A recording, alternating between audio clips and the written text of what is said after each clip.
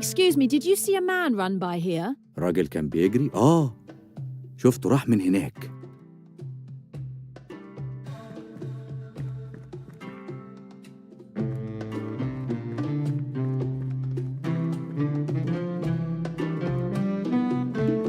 Excuse me, did you see a man run by here? راح من هناك.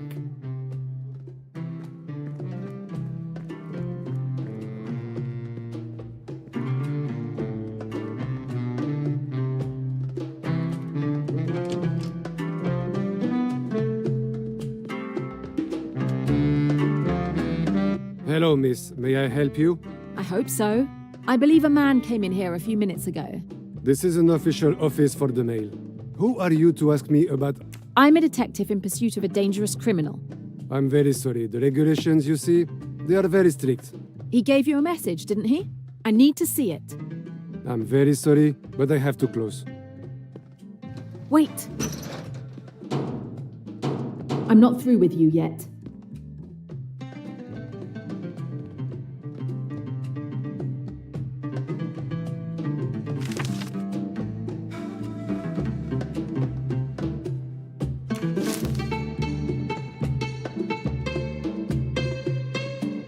Damn it!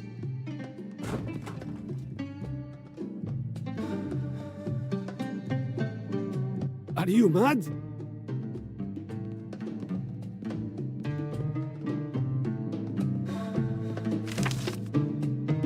Riquetti is laying low somewhere nearby. I need to find him before he disappears again. It's surprising he didn't use their message encryption system. He's scared. I like him scared.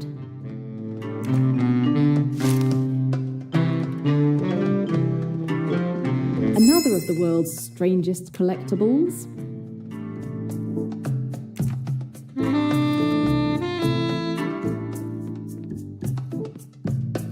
What's this story about a red salamander? I don't know what you're talking about. Leave me alone.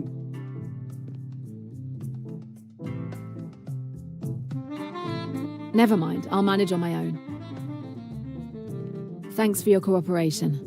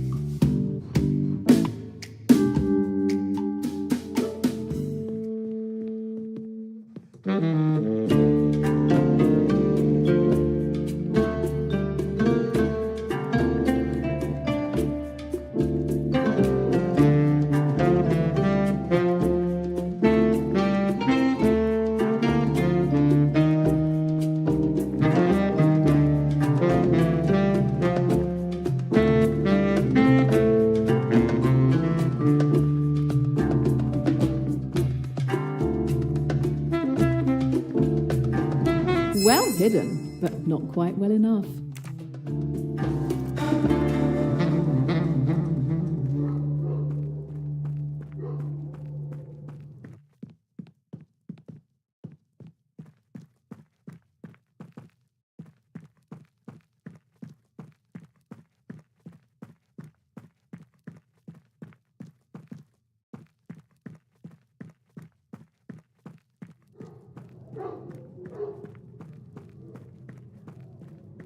Excuse me, does the red salamander mean anything to you? آسف.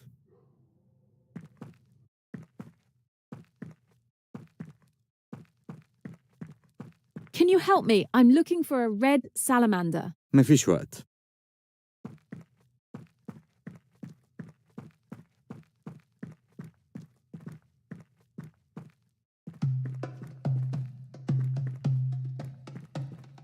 Hello,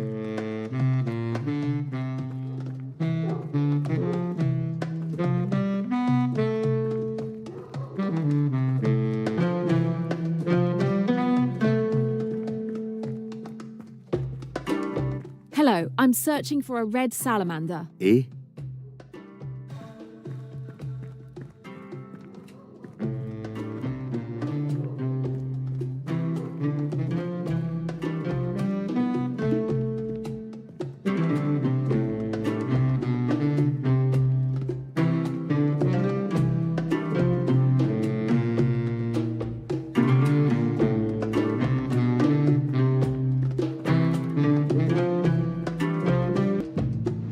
Well hidden, but not quite.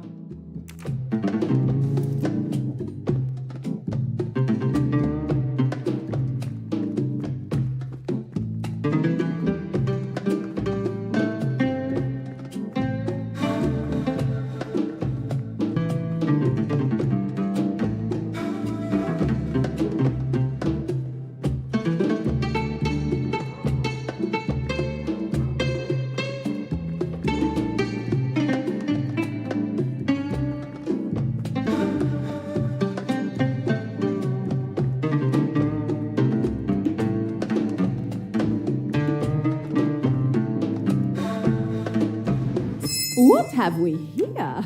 An interesting discovery.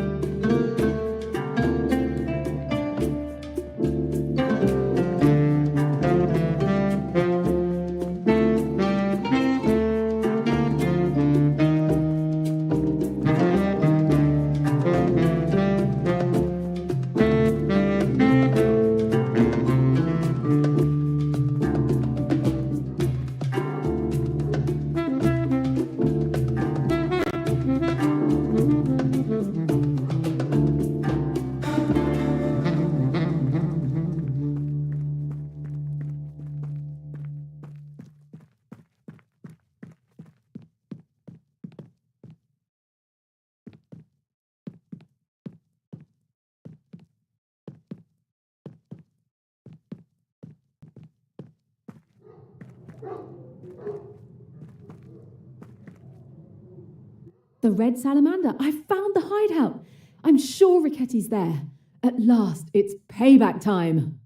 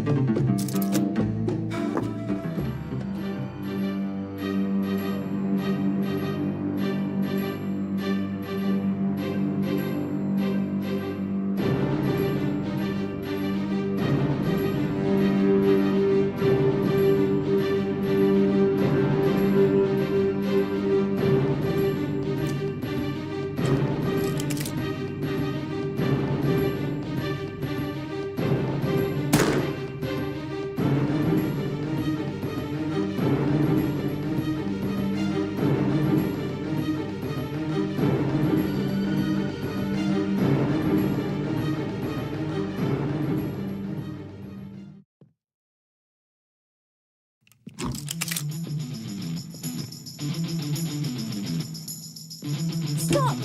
Not on your life! Crap!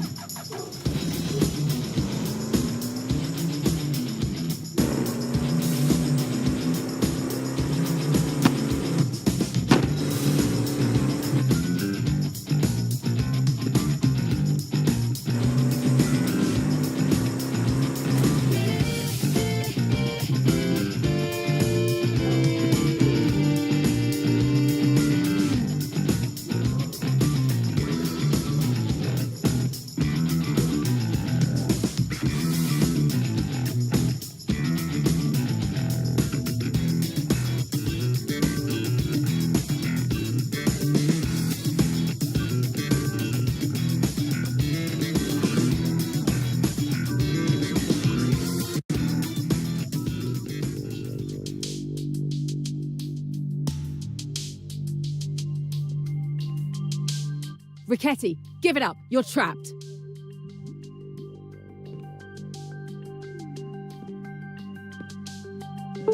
He is injured. He won't get far.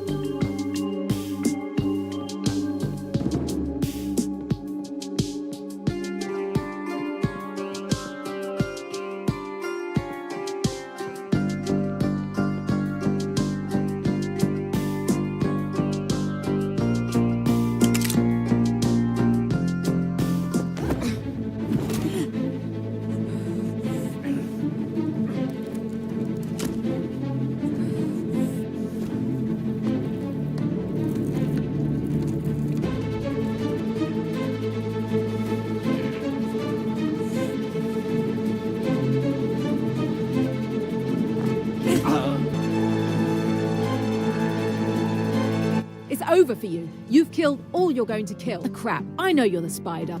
Duns? Name doesn't ring a bell? August 3rd, 1974 in London. You shot her in the street because she had enough evidence to close down AWL. Ah, the Chinese restaurant here. Is that what this is all about? She was snooping around too much for some friends of mine to let her continue. A friend of yours? She was much more than that, you bastard. Listen to me. It was a simple contract. Nothing personal. Who at the Spire ordered the murder? All I can tell you is that Kapoor alerted us that your girlfriend was threatening the organisation. They sent me. Who is they? They didn't sign a purchase order. In that case, what? Am I going to have to settle for you? That suits me fine. At least I'll have avenged Emmy. Do what you think is necessary. I can't stop you now.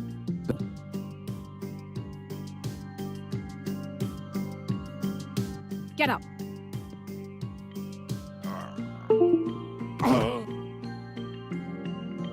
I can't do it alone.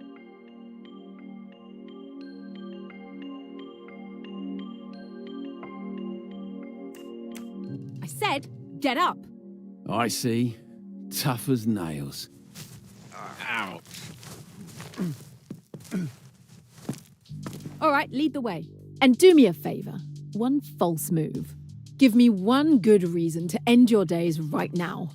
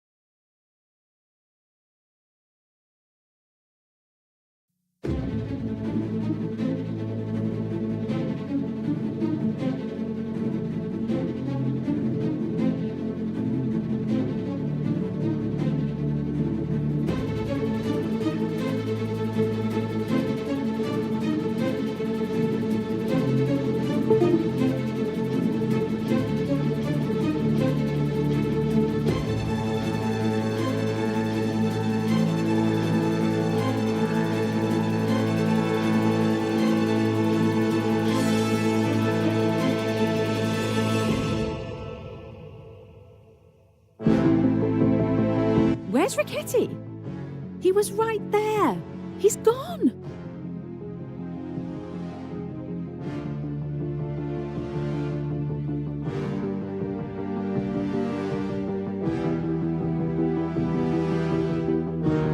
I'm sorry, Mr. Poirot.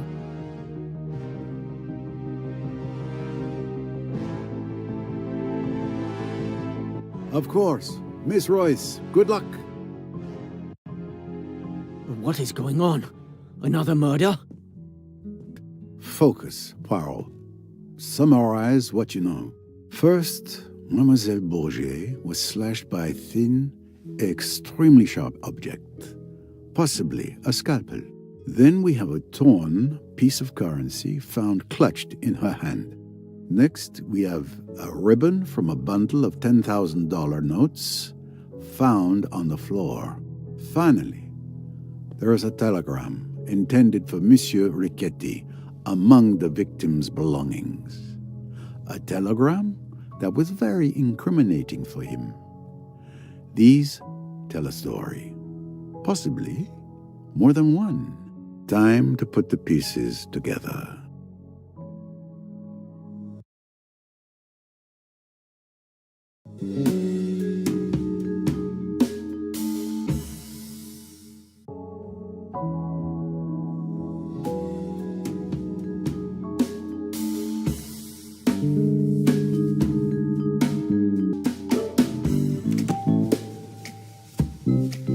What talent! A doctor's kit would undoubtedly contain a scalpel. Possibly more than one. And in fact, this was confirmed by Miss Royce, who searched his cabin. I'll need to question him.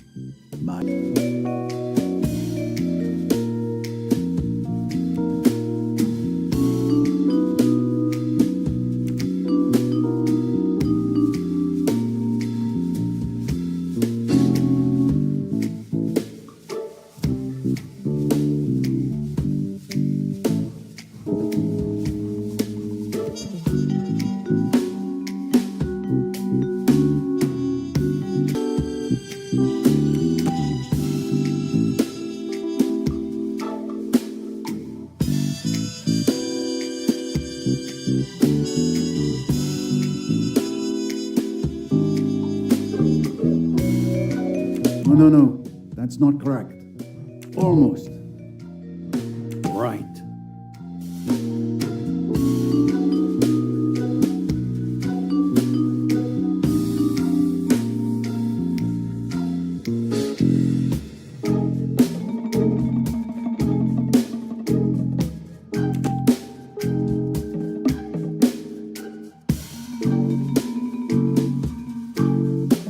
One less puzzle to solve.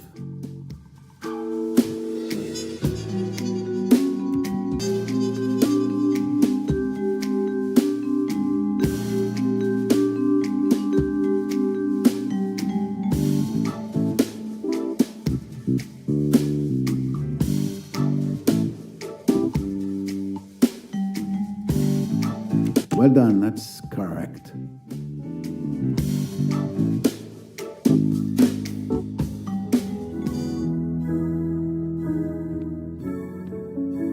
Tell me, Tarek,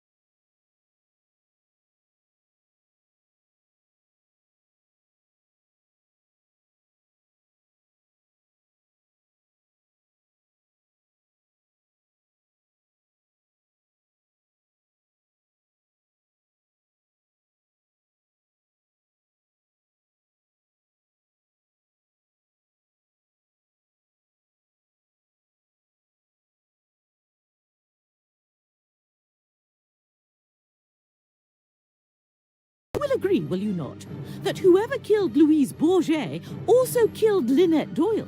That the two crimes were committed by one and the same hand? You mean you have a theory as to who killed Louise Bourget? No, I have exact knowledge. I saw the person with my own eyes. For God's sake, start at the beginning. You know the person who killed Louise Bourget, you say? I will tell you exactly what occurred. I went to the rooftop bar to get, something to help me sleep. I did not wish my daughter to know of it. She tends to disapprove. As I was saying, I was on the terrace when I saw... I didn't think anything of it, of course. But when I learned that Louise had died in the saloon, I understood everything. Maybe you understood, but I can't understand anything. Calm down. Start over from the beginning. In detail. Yes, yes. As I was at the top of the terrace stairs, about to go down, I saw the murderer. It was...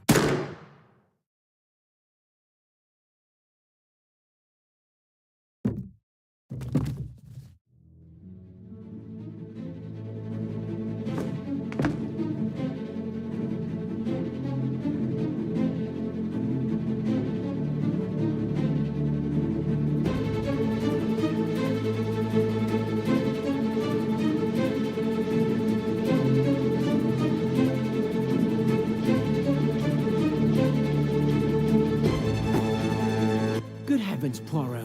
What's going on? Did you see anyone run past just now?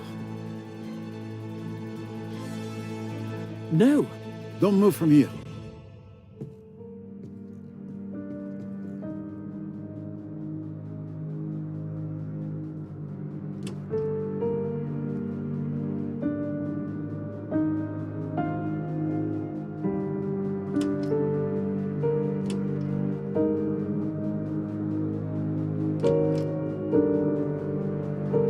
The murderer has vanished.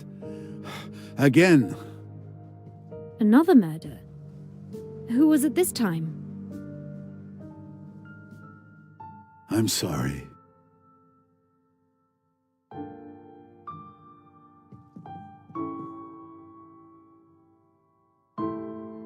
My God. Mother!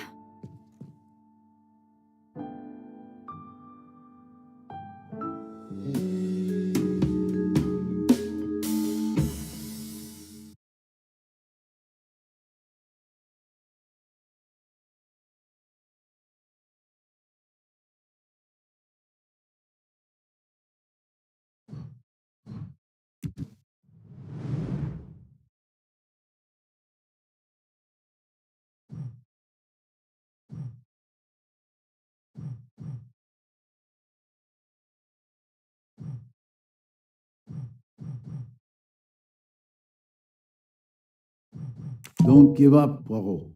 You can do it. She was about to reveal who she saw enter the saloon to kill Louise. It's certainly the same person who silenced her before she could speak. Precisely. Is that applause I hear?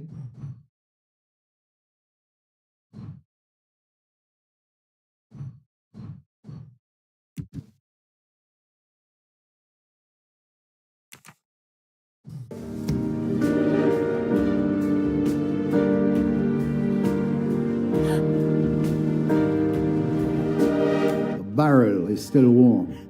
It's definitely the murder weapon. I've seen this pistol somewhere before.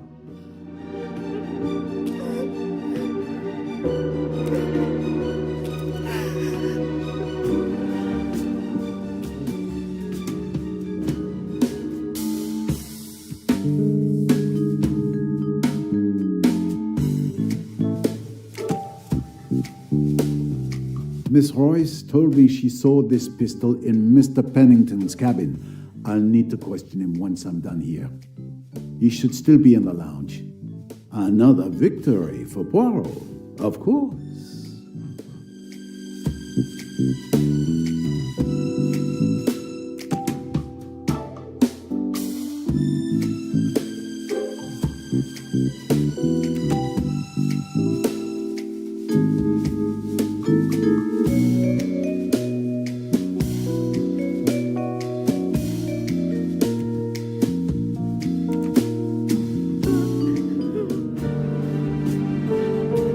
Miss Otterborn, I share your sorrow.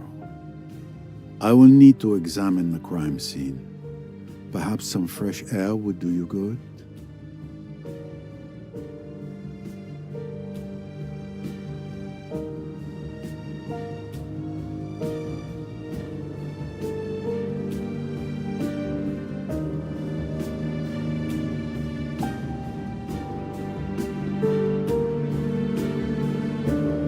A bullet to the head. Behind the left ear, a large caliber. She died instantly. Another life gone on this cursed boat. What a horror! You were close to the door, and you really didn't see anything? No, not even a shadow. Poirot, I beg you, do something! Another murder. The killer laughs at Poirot. It is a nightmare.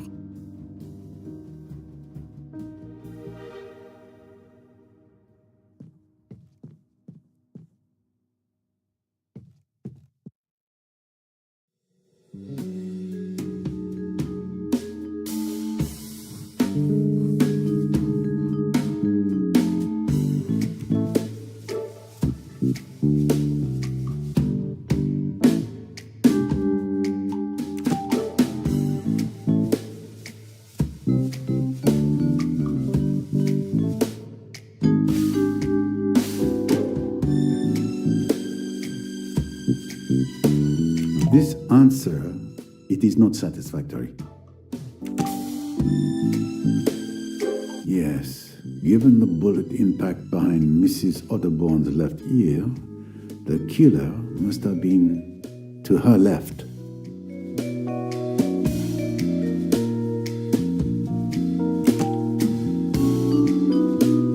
The killer must have fled towards the front of the boat. Otherwise, I would have seen them pass by the door. Precisely. Is that applause I hear?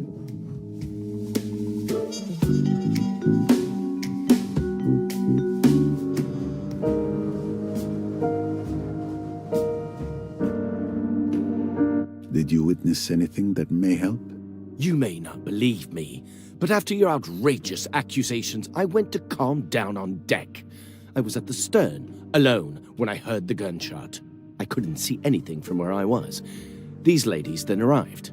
Yes, we heard the shot. We came to see what was happening, and now there's another dead body. I have to get off this boat. Calm down, Cousin Marie, please. We were together, coming up from the lower deck. We didn't see anything at all.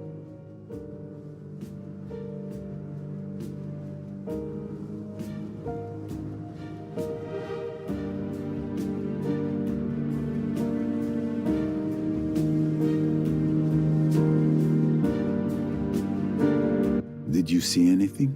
No. I was in your cabin with Rosalie, as you had requested. We were talking when we heard the gunshot. Rosalie went white as a ghost and rushed outside. I followed her. I heard the shot, shouting, and went out. But I didn't see anyone either. It's horrible. Poor Rosalie. Yes, this cruise feels less upon the Nile and more upon the river Styx.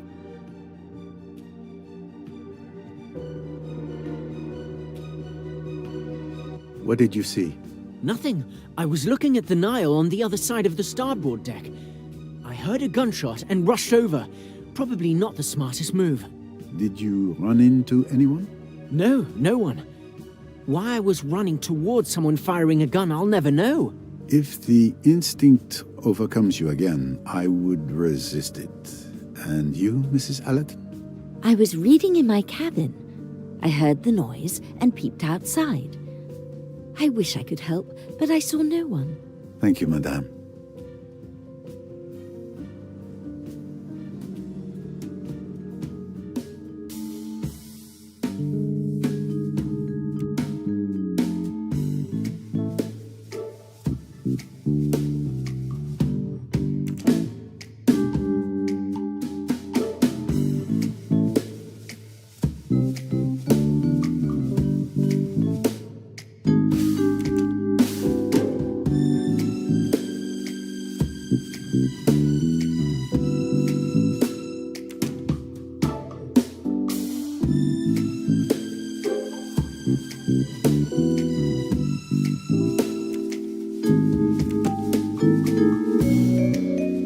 The human animal never fails to surprise me.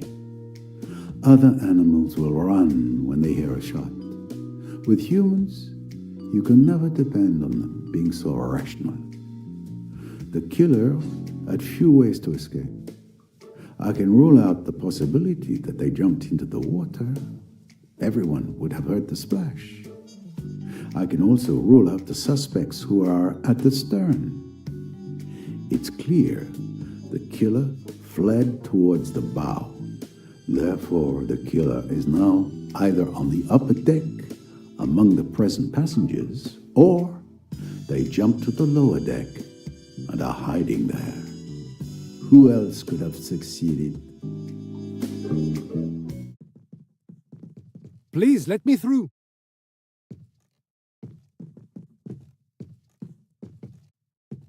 I was informed of what happened.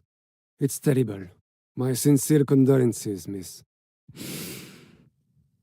Thank you, Captain. This situation is completely beyond me. What can I do to help, Mr. Poirot? We need to place Mrs. Otterbourne's body in the cold storage with the others.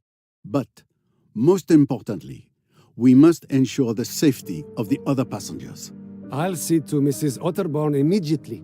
Tarek, Samir, come help me.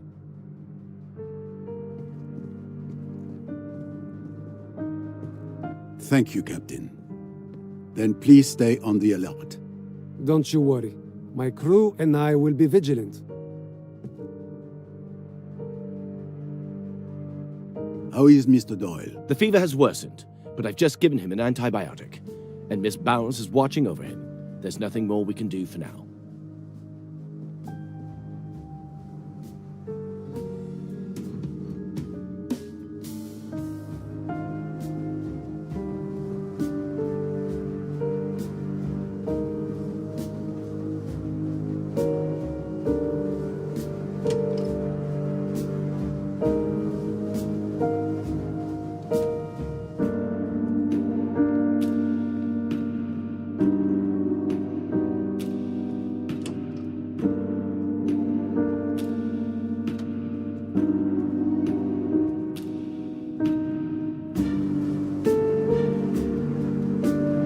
If you thought you could escape me, you are wrong.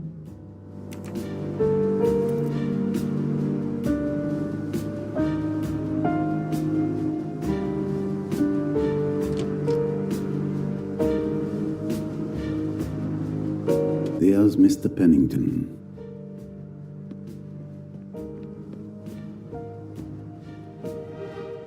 Mr. Pennington, didn't you hear a gunshot?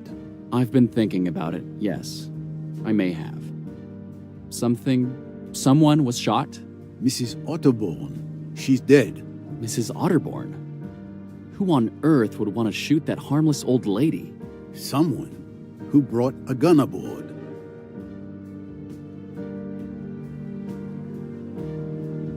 It's your pistol that killed Mrs. Otterbourne.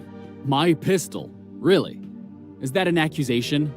I haven't moved since the last time we spoke. And anyway, everyone knew I kept a gun in my cabin. I mentioned it at dinner. It's true. He showed his gun to Mr. Hayashi last night at the restaurant. Everyone saw it and could have stolen it from his cabin, especially since it wasn't particularly well hidden. Besides, why would I want to kill her?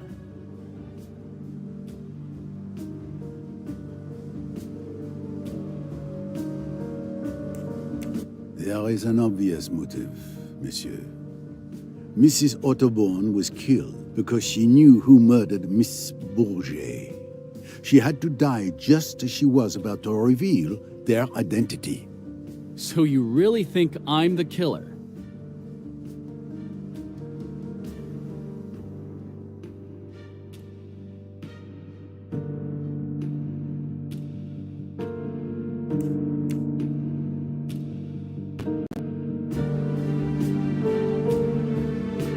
I admit, it would be a pleasure to solve this mystery by accusing you. But I know you're not the murderer.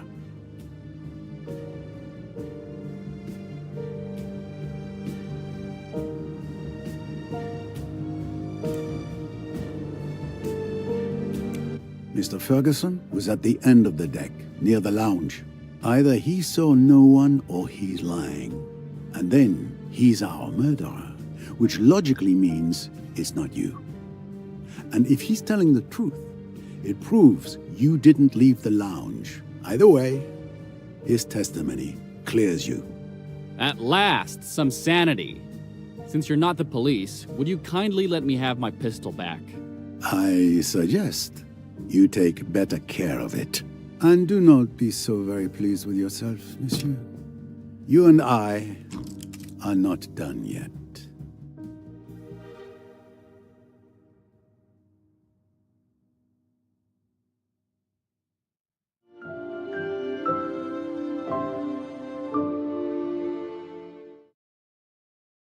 I've exhausted all the possible leads I had regarding Mrs. Otterbourne's murder. It's obviously connected to Lynette Doyle. But how? I must return to her death. Solving that will lead me to whomever turned this cruise into a nightmare.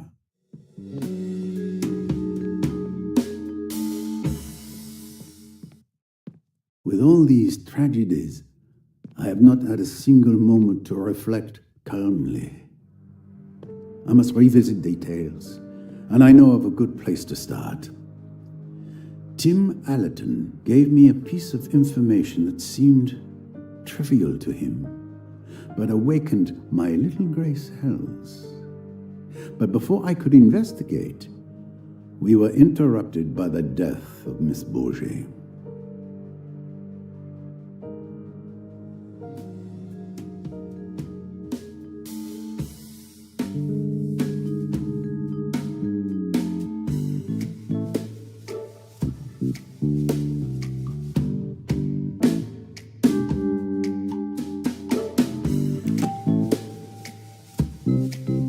What was it now? Ah, yes.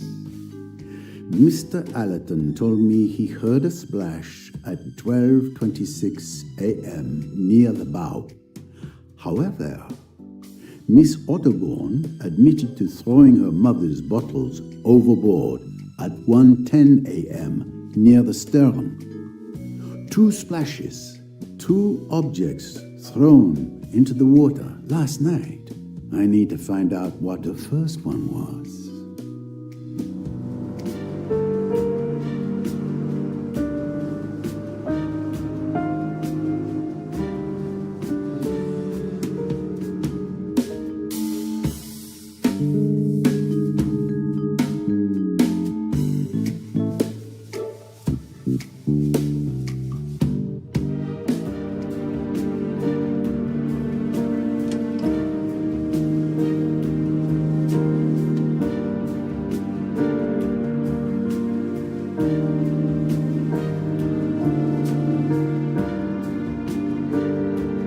No, this isn't where Tim heard the splash. It was on the starboard side, near the bow. The starboard side of the ship, Poirot. The bow. The splash was on the right-hand side, at the front. This is indeed where Tim heard the splash. But I'm too high up. From here, I won't be able to dredge the bottom of the river.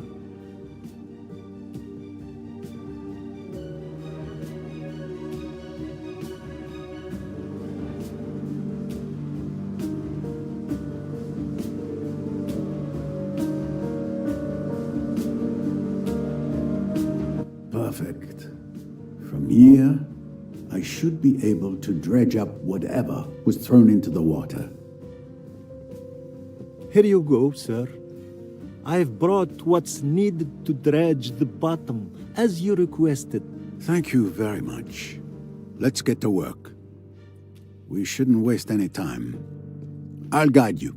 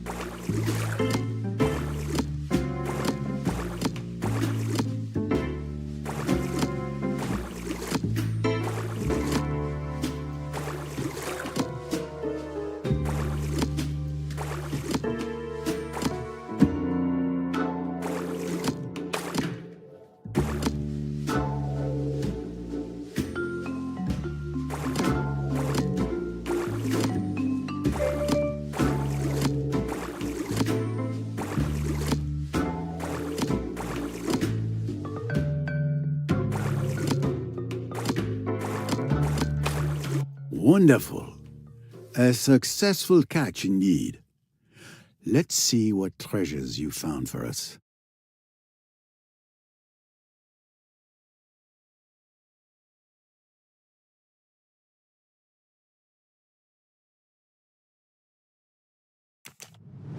A can. It must have been down there for years. A worn shoe, falling to pieces. It serves some foot well. A Morse code bracelet. What an odd place to find such a thing.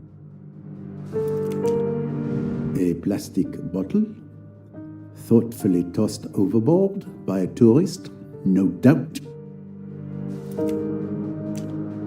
These colors. I've seen this scarf somewhere before. It has a hole with burn marks on the edges. This handkerchief is quite ordinary, not expensive. It's stained red. Blood? No. After a night at the bottom of the Nile, the color should have faded. But the stain is still bright red, as if it were just made. It looks more like red ink. Ah, there you are, the infamous revolver of Miss de Belfort, and the presumed murder weapon.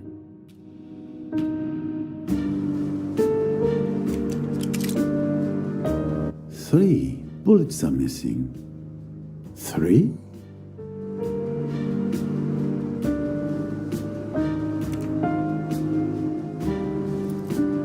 I finally know what was thrown at 12:26 a.m. A torn scarf, a stained handkerchief, and Miss de Belfort's revolver with 3 missing bullets. The pieces of the puzzle are coming together. So, do you know who the killer is, Mr. Poirot? Almost, Samir. Thanks to this fruitful catch, I can now draw some new conclusions. A certain scoundrel has been laughing at Poirot, but laughter dies swiftly in a hangman's noose.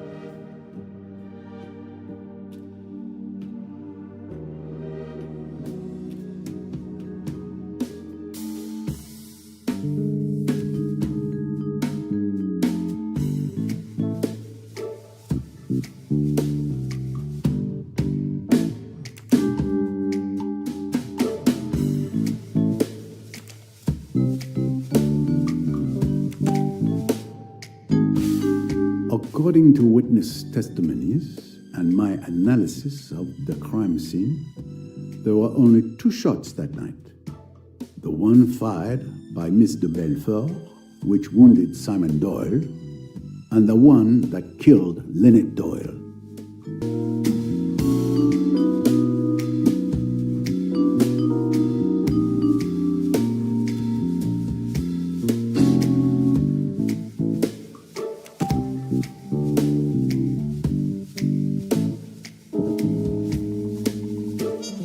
That's logical.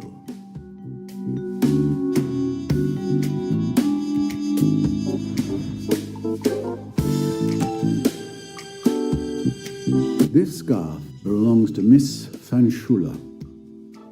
It disappeared from the lounge the night before Mrs. Doyle's murder.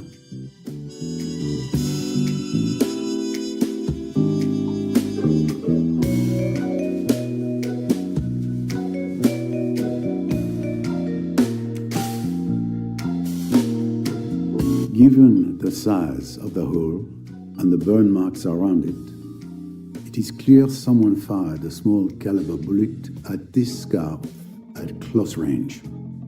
Another victory for Poirot, of course.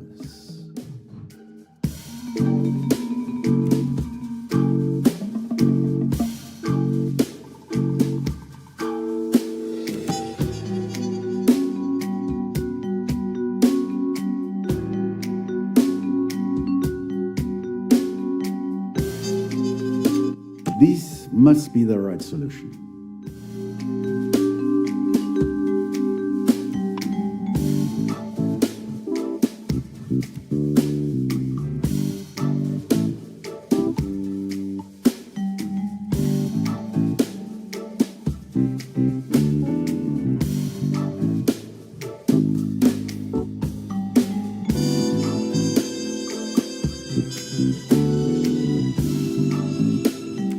No.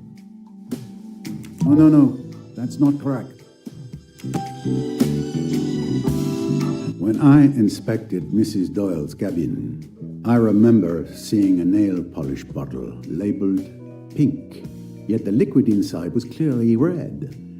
The contents of that bottle deserves a closer look. Who else could have succeeded? Et voilà. I now have all the facts I need to reconstruct the events of the night Lynette Doyle was murdered.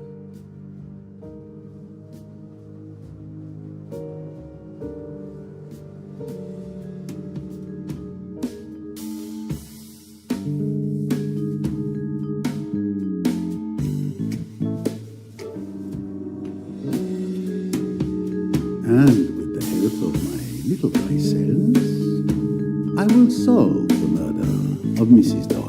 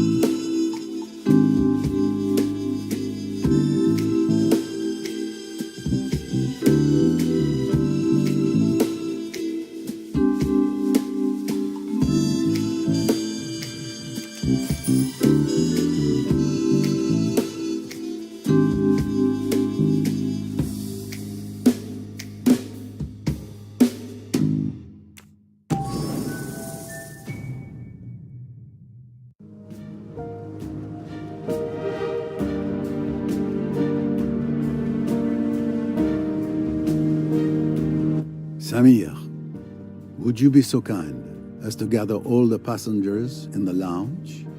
As quick as you can. Everyone? Even Mr. Doyle? In his condition? Yes. It is absolutely crucial that all the passengers are present. I'm counting on you.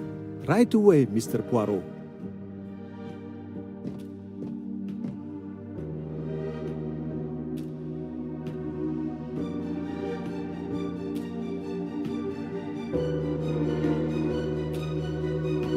Then I arrested Riquetti at the temple of Abu Simbel. He was injured, so I left him with the local police to get medical care. I see. Enough about me. What about you? Have you made progress on Louise's murder?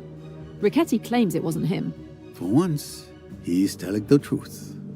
He may be a murderer, but he's not our murderer. The best proof is that there was another murder on the boat during your absence.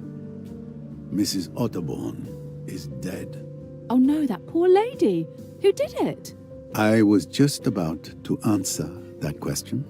Everyone should be gathered in the lounge. If you wouldn't mind heading there, I'll join you shortly. All right, I'll go ahead.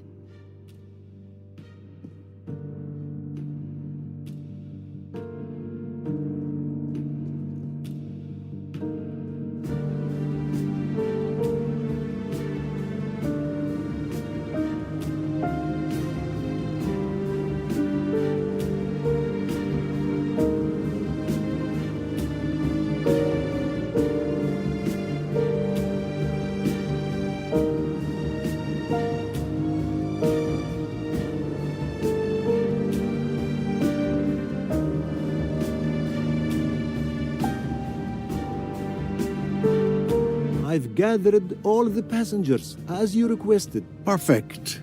Thank you very much.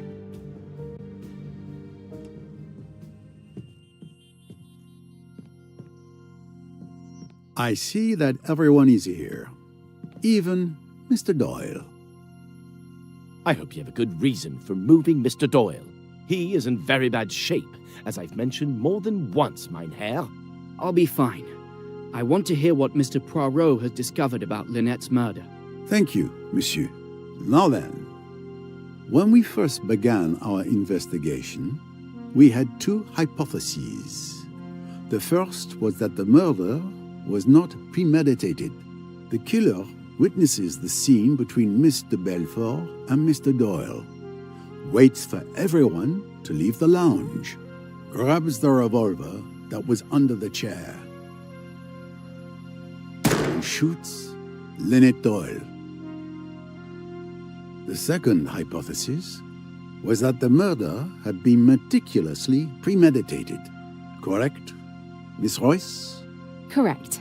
Very quickly, we were able to eliminate one of these two hypotheses. The murder was very carefully planned and accurately timed, with all the details meticulously worked out beforehand. Even to the drugging of my bottle of wine on the night in question. Let us explore the elements that support this hypothesis. Miss Robson had seen Mr. Belfort fire her revolver, had seen Simon Doyle collapse onto a chair, and had seen him clasp a handkerchief to his leg. That's exactly what I saw. What had Mr. Hayashi heard and seen? He heard a shot, and he found Doyle with a red-stained handkerchief pressed to his leg. I can confirm that. What had happened then? Mr. Doyle had been very insistent that Mr. Belfort should be got away, that she should not be left alone.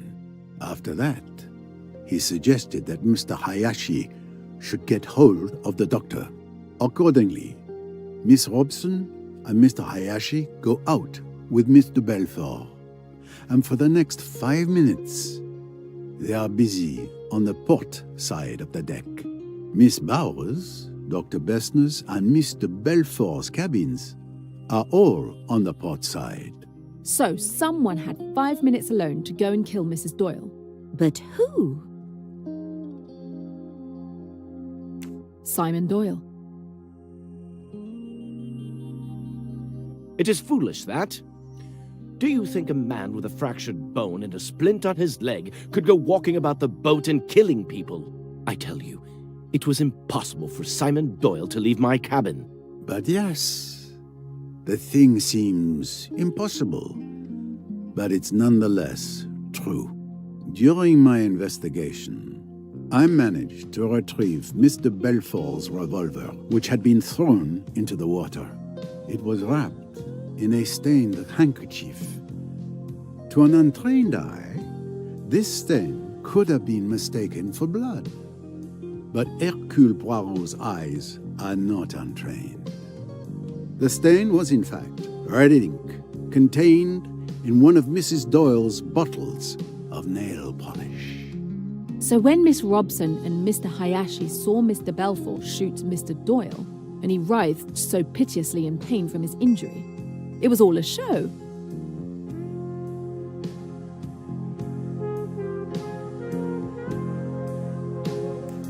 It was all staged. Mr. Doyle used that handkerchief soaked in red ink to make it look like he was bleeding from a bullet in his leg. He managed to fool everyone. But I carried him. I clearly saw that he was in real pain. Absolutely correct. He was indeed injured when you carried him.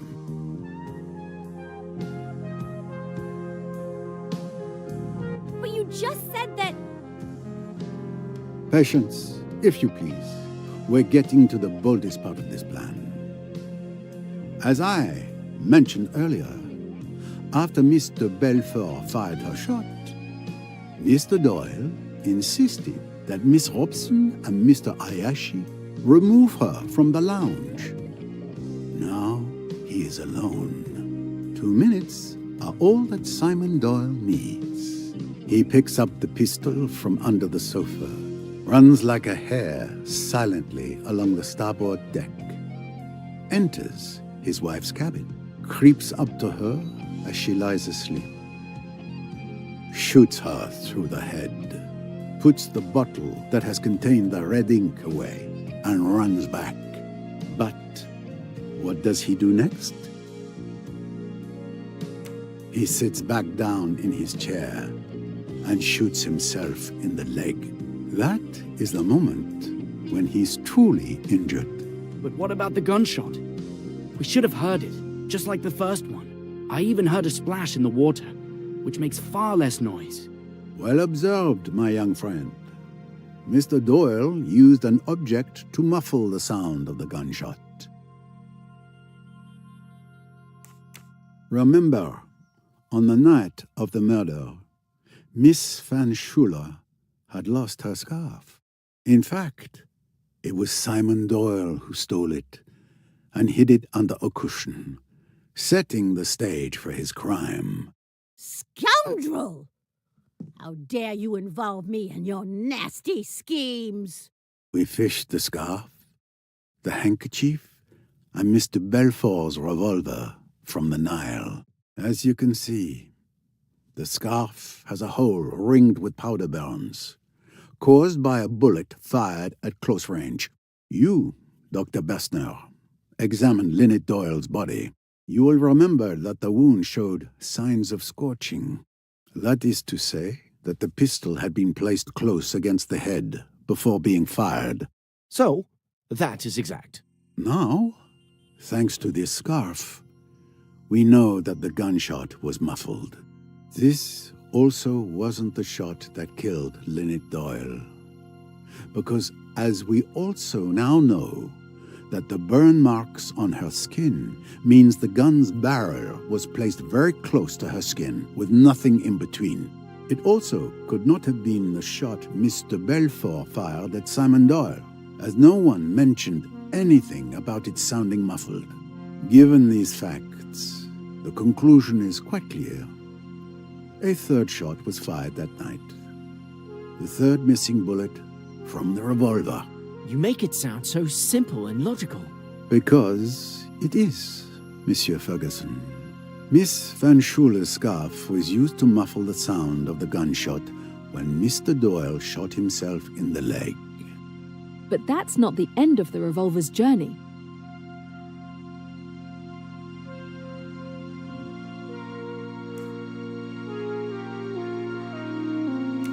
Mr. Doyle wrapped the revolver in the stained handkerchief, then put everything in the scarf and tossed the bundle out the window into the Nile. And that's the splash I heard.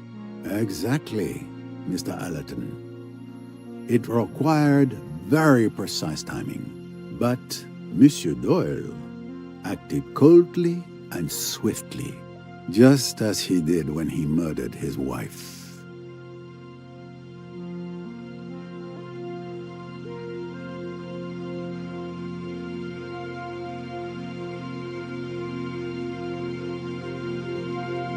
You certainly live up to your reputation, Mr. Poirot. Your theories are quite spectacular, but something is bothering me. If I am the villainous murderer who killed his wife, how do you explain the murders of Louise and Mrs. Otterbourne? What fantasies have you cooked up to explain how I could have managed those? And why? According to your theory, I was well and truly injured and bedridden in the care of Dr. Bessner all day. In fact, you're my alibi. I was even in the same room as you when poor Mrs. Otterbourne was killed. You're absolutely right, Mr. Doyle.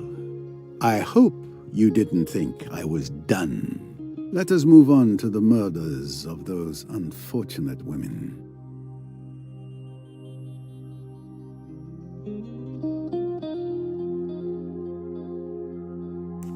Careful, Poirot. He's clever, this one. But remember, there are facts that don't lie. You couldn't have killed Miss Bourget and Mrs. Otterbourne, Mr. Doyle. But you're not entirely innocent of their deaths either. Remember when Louise came to testify? When I asked her if she had seen anything the previous night, she gave this curious answer. Naturally, if I had been unable to sleep, if I had mounted the stairs, then perhaps I might have seen this assassin, this monster, enter or leave Madame's cabin. Now, what exactly did that tell us?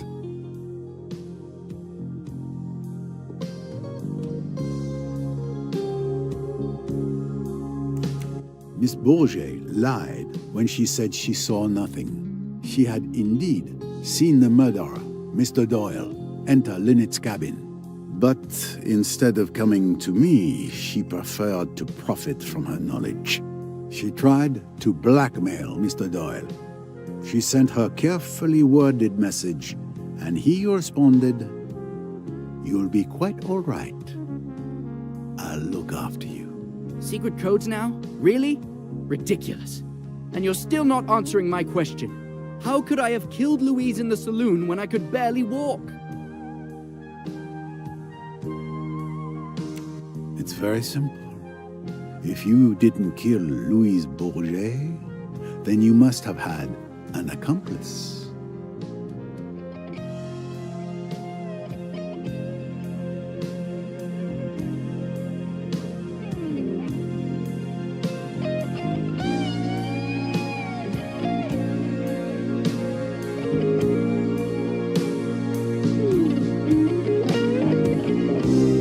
An accomplice? Are you accusing me?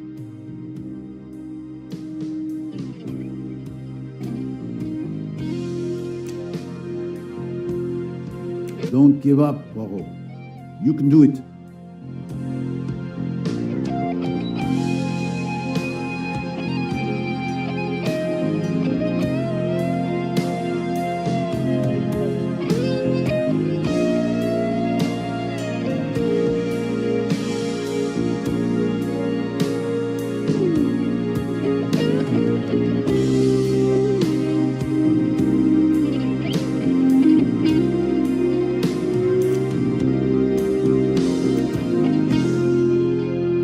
I'm missing something.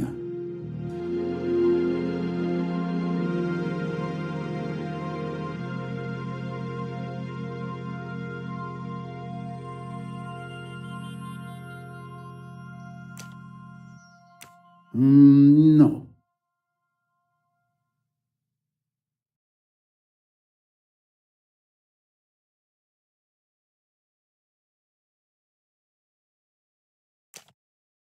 This is wrong, but I'm never far from the truth. Just another pothole on the road to success. No, Poirot, think.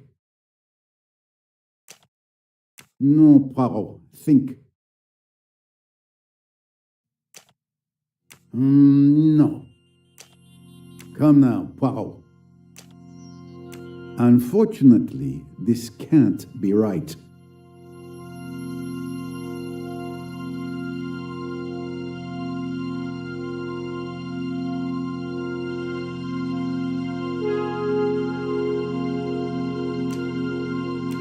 This accomplice can be none other than Jacqueline de Belfort. What?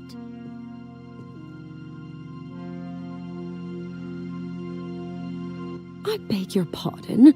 You're insane! As I say, it was a very cleverly planned and well thought out piece of work. It could not be chance that Simon Doyle had a bottle of red ink in his pocket. No, it must be design. It was not chance that he had a plain, unmarked handkerchief with him. It was not chance that Jacqueline de Belfort's foot kicked the pistol under the settee, where it would be out of sight and unremembered until later. So you truly believe that Miss de Belfort and Mr. Doyle are accomplices? Certainly, the two halves of the murderer. What gave Simon his alibi?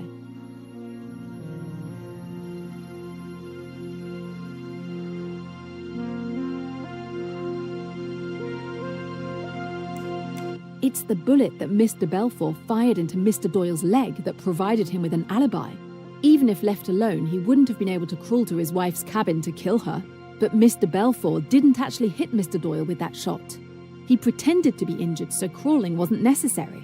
Now let's move on to the shooter. What gives Jacqueline de Belfort her alibi?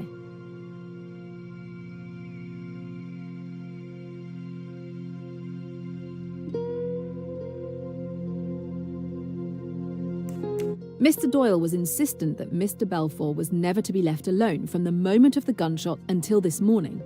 That gave her a rock-solid alibi for the murder of Mrs. Doyle. There, between the two of them, you get all the qualities you require. The cool, resourceful planning brain, Jacqueline de Belfort's brain, and the man of action to carry it out with incredible swiftness and timing. Look at it the right way, and it answers every question.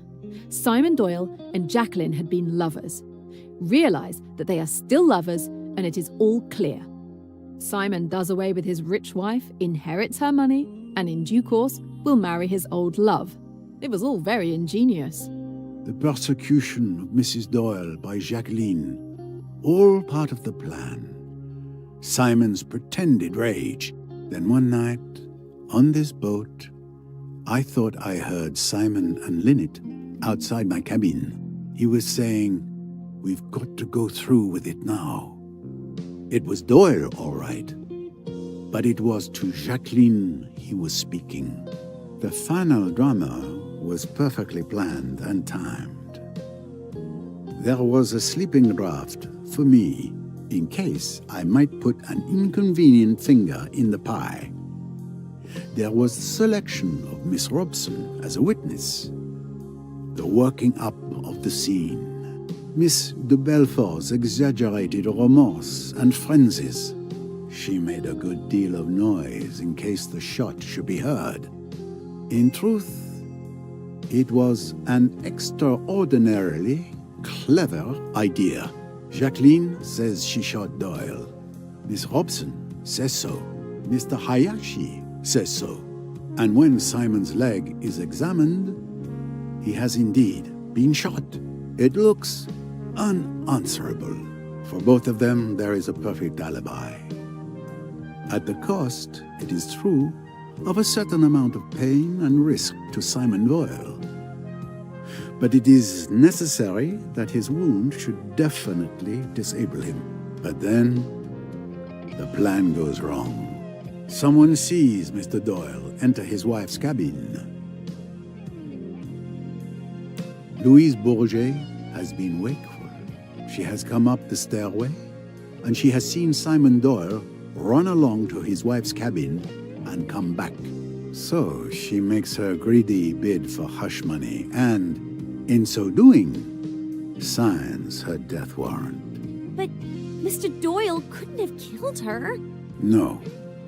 The other partner did that murder.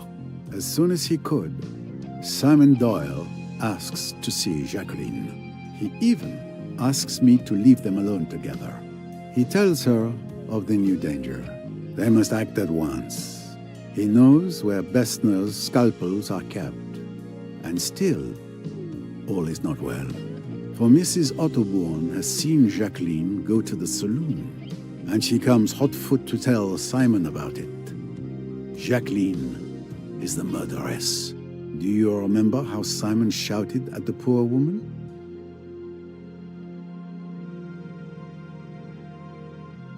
Nerves, we thought. But the door was open, and he was trying to convey the danger to his accomplice. She heard, and she acted like lightning. She remembered Pennington had talked about a revolver. She got hold of it, crept up outside the door, listened, and at the critical moment, fired. She boasted once that she was a good shot, and her boast was not an idle one.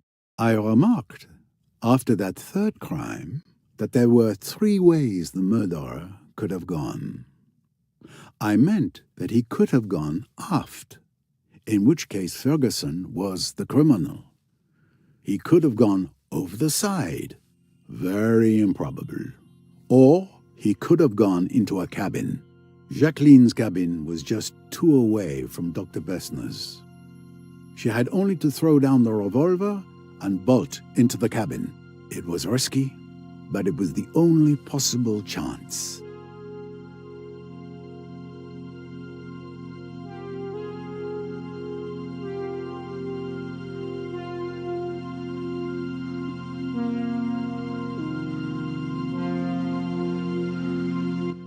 So you killed my mother, you filthy witch! Rosalie, no. I understand, but attacking her isn't the answer.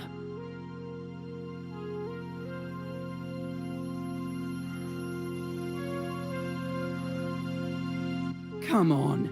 How can you listen to the ramblings of this old fool? His entire grand theory is based on the fancies he's made up out of whole cloth, without a shred of evidence. You might hope it is so, young man. You insist more proof is needed? You hope Poirot is a doddering old fool? Then by all means, let's allow someone else to dodder some. Miss Royce, if you would.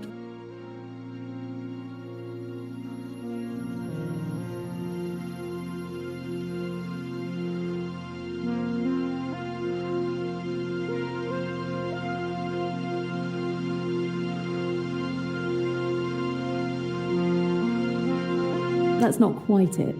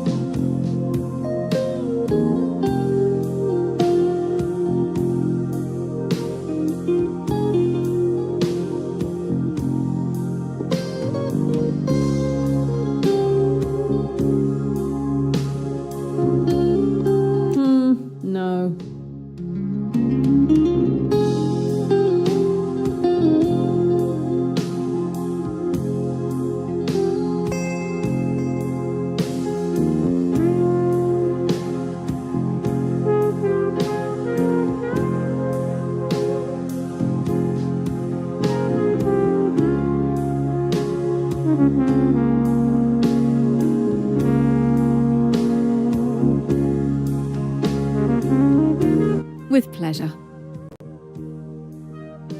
The irrefutable proof is tiny, but look here. You can see that the wood is damaged, and the bullet that caused it is still lodged in the hole.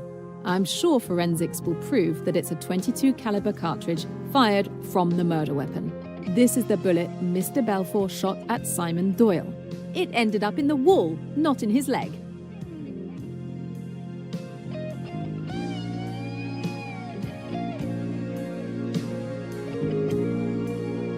Damn you!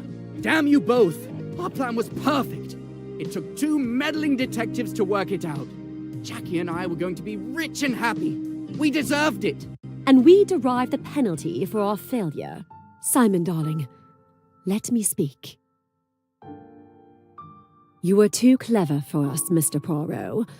That night, at Aswan, you told me not to open my heart to evil. Did you realize then what was in my mind? I only knew that what I said was true. It was true I could have stopped then, you know.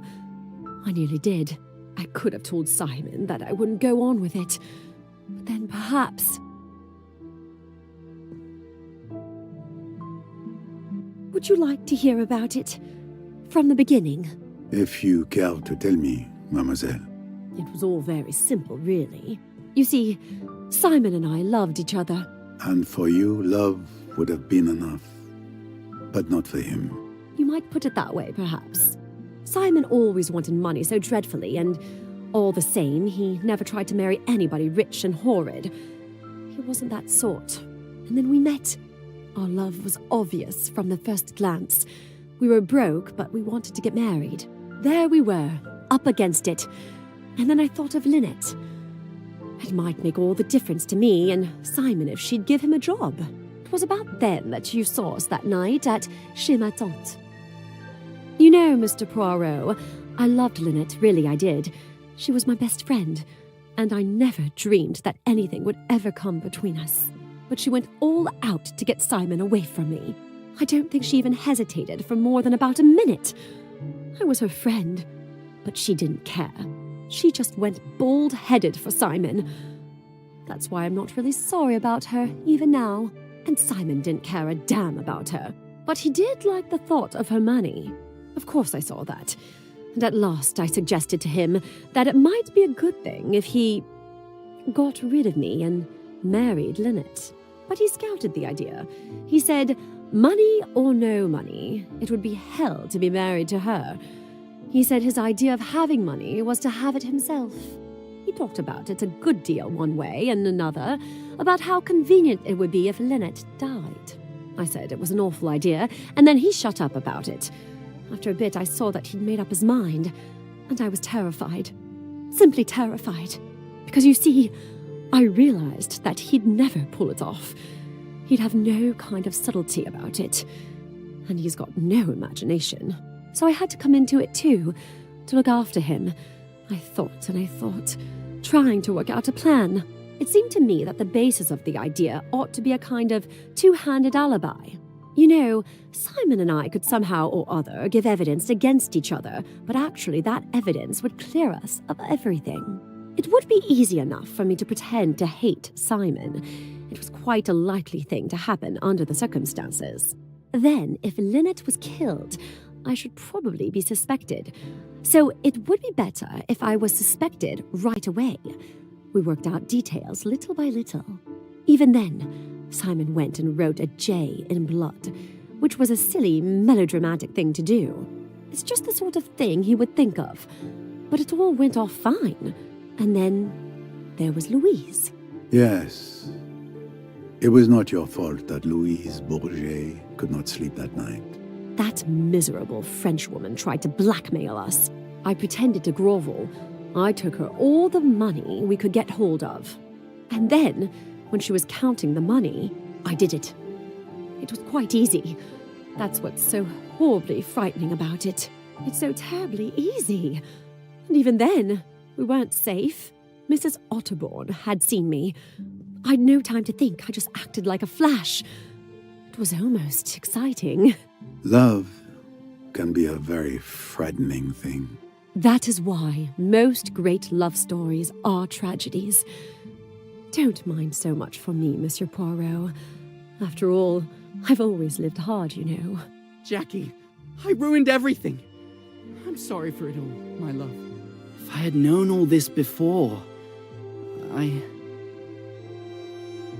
It's all right, Simon. A fool's game, and we've lost. That's all. Look out! She took my gun!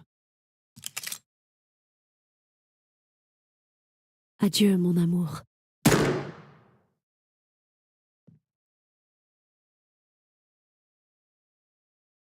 No!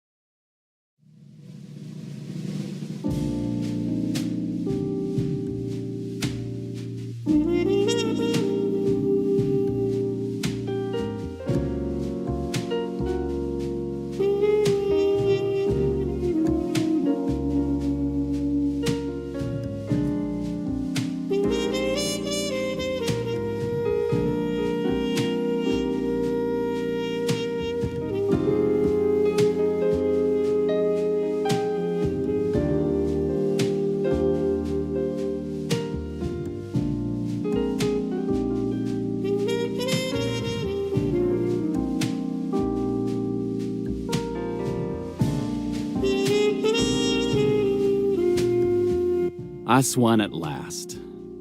Still trying to absorb one shock after another. And how are we greeted upon our arrival? A day of police interrogation. We didn't reach the hotel until now. Oh, my feet are killing me. My back. The police might as well have beaten me. What brutes. All those embarrassing personal questions, as if I were a criminal when we already know the truth. Yes, the police could have simply relied on Monsieur Poirot's explanations. It would have saved us from wasting our entire day at the police station. Fortunately, we're leaving tomorrow. They won't be seeing me in Egypt again anytime soon, I can tell you that. Thank you for assisting me with the official statement to the police today, Miss Royce. Repeating it all for the police requires great patience. At any rate, I understand we won't have to return there tomorrow. No, the Egyptian police can take over from here. The narrative I provided seems to satisfy them. The case will be officially closed. My God, I'm so hungry. Then let's eat. All this excitement has made me quite hungry as well, my boy. Ladies and gentlemen, your dinner is ready to be served. If you would kindly proceed to the terrace, everything has been arranged.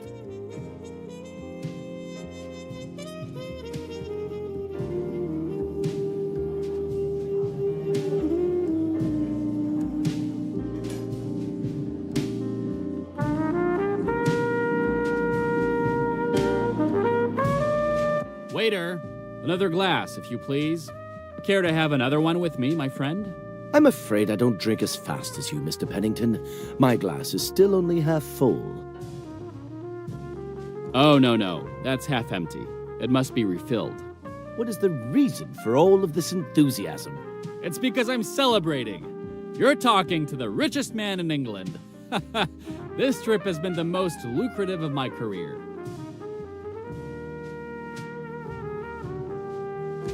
If it is not impolite to ask, what are you going to do when you return to England, Miss Rice? I'm not taking on any new cases right away. There's more I need to know about Emmy's murderers. I'm going to dig deeper into the Spire organization. A task very dangerous, I think. Do you have any idea where you will start? Yes, Richetti had a satchel containing some documents. I haven't had the time to look through them until now, but I'm hoping they'll give me some leads. It is a big case you're tackling, Miss Royce. A dangerous one. I wish you the best of luck. Please keep me informed. And if there is anything I can do, please just ask. Waiter! Actually, just bring me the bottle. That'll be quicker.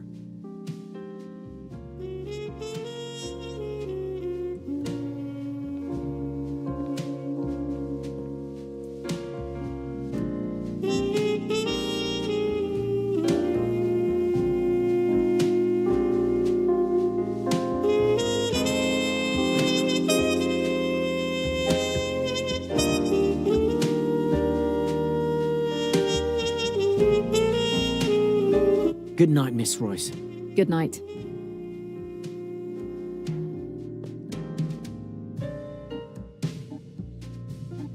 Miss Royce, come join me.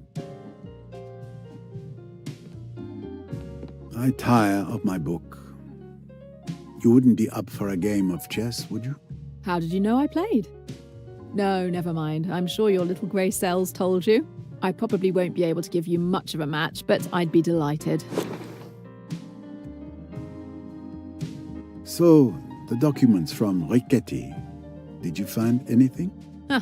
An interior motive for the invitation. Nothing particularly interesting. Do not be discouraged. I find chess helps clear my mind. It may help you too. You may play white. And here we go.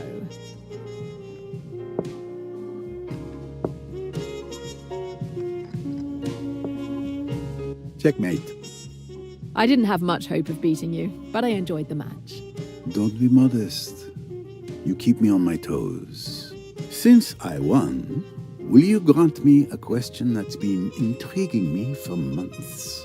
You've earned it. Go ahead. When we first met at the club chez ma tante, how did you know that it was Joanna Southwood who had stolen the engagement ring? To me, the only explanation would be that you saw her. Sometimes the simplest solutions are the most likely. That's right. I saw Joanna come out of the storage room with the ring. Et voilà. Sometimes the solution is as simple as that. Quick! Help! There's someone floating in the pool!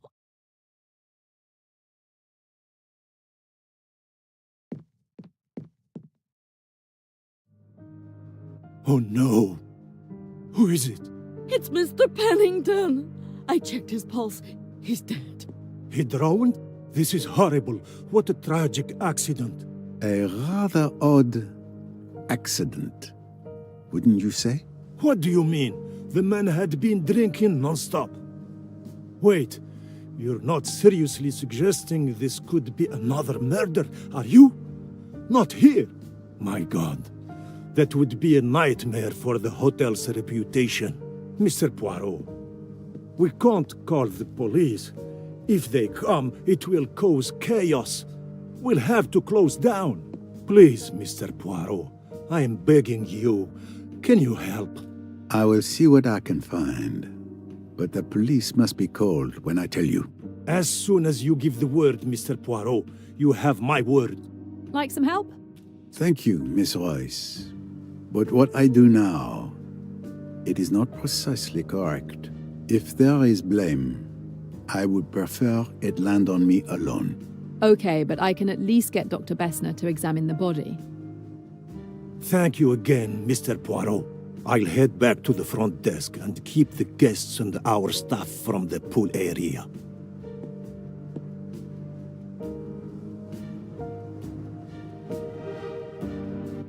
And unfortunately, thanks to the receptionist, news of Pennington's death will be all over the hotel. Very well, Poirot. One day you must learn to say no. But for now, you had better examine the scene.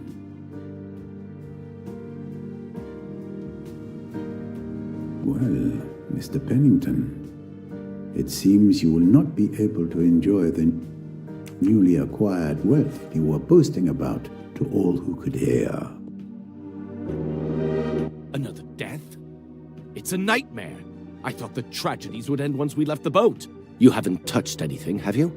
You ask this of Hercule Poirot. Damn him. Let's have a look at things. I can confirm that he is dead. No big surprise there. Time of death? Exact time complicated by the pool, which is heated. A more thorough examination will help. But he can't have been floating here long, unnoticed, with all the hotel guests and staff. Would you mind comparing your observations with mine? With pleasure.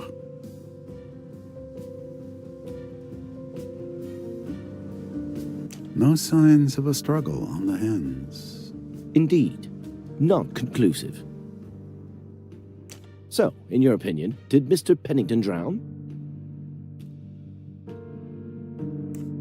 If he had drowned, the body would have sunk due to water entering his lungs just before death. So, the fact that he is floating tells us there is still air in his lungs, not water. So he did not die by drowning. Exactly. I reached the same conclusion. I see an open wound at the back of the head, and there is blood on the edge of the pool, suggesting the victim's head hit the edge of the pool, causing the fracture. Yes, causing severe head trauma. The location is not ideal, but I'll continue my examination and make certain no one disturbs the body. Thank you for your observations and for keeping watch over the body.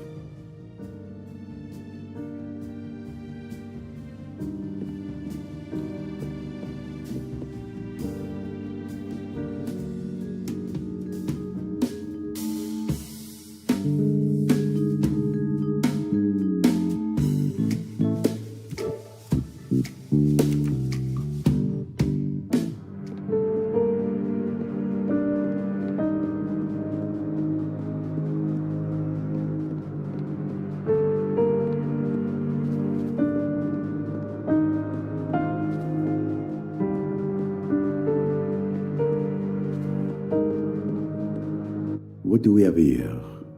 A small stain. Possibly blood. This bottle is unreachable for the moment.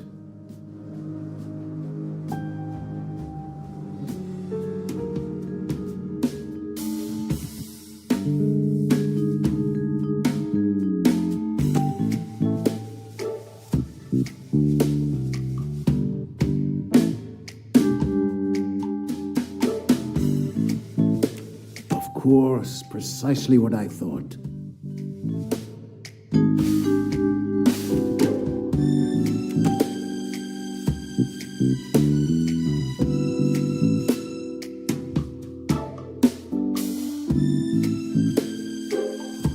Of course, precisely what I thought.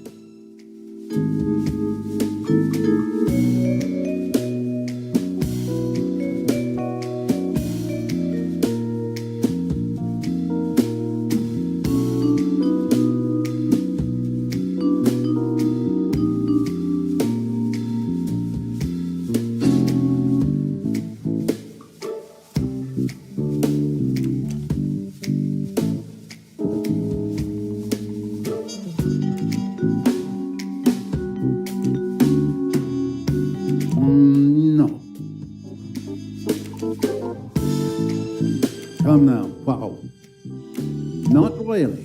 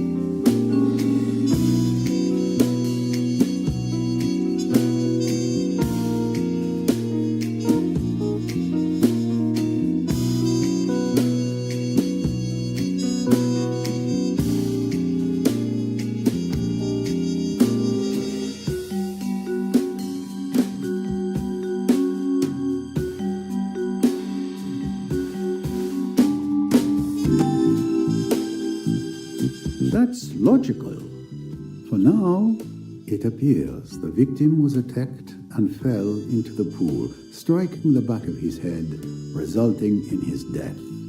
This scenario seems to be the most plausible one. An attack perhaps not premeditated, but it's certain that Pennington's death was not accidental. It seems my work in Egypt is not complete. There is a murderer in this hotel. Who is the world's greatest detective? The only way to access the pool is by way of the terrace. I spent almost the entire evening sitting facing the terrace entrance.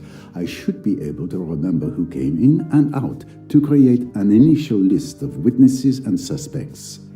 I should go back to where I was sitting earlier to help jog my memory.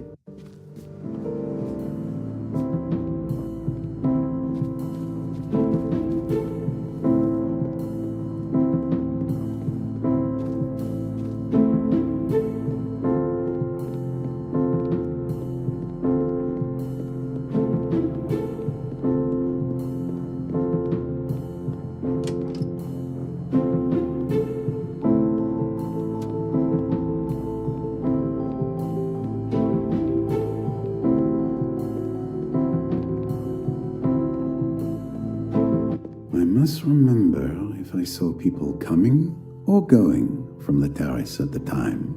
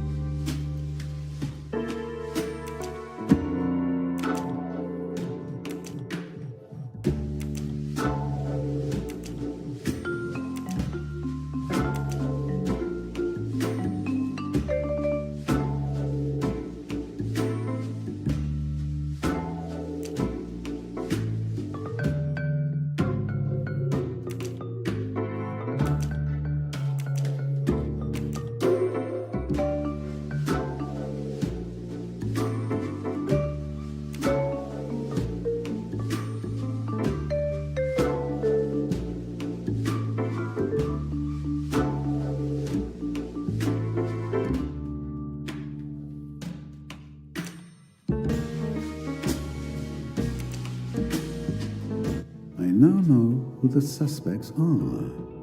Miss Royce, Mr. Ferguson, Tim Allerton, Rosalie Otterborn, Mr. Hayashi, and Miss Bowers. I need to interrogate them.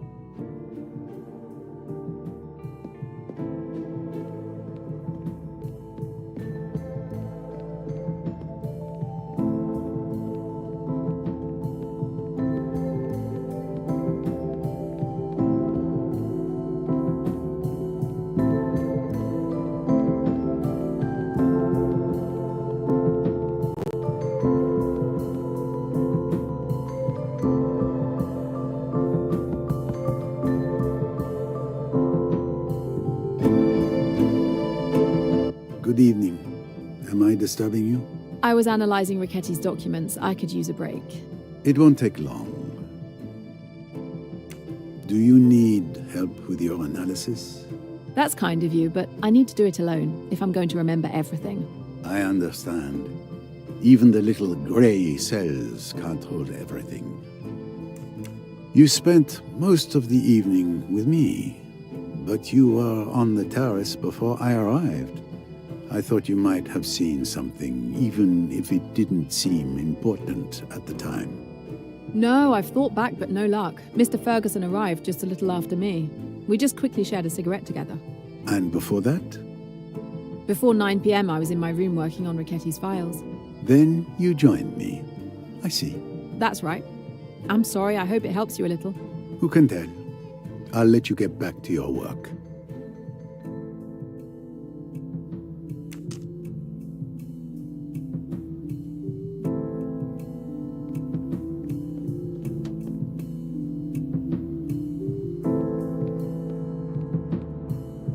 If I want to question Miss Bowers, she's outside on the terrace.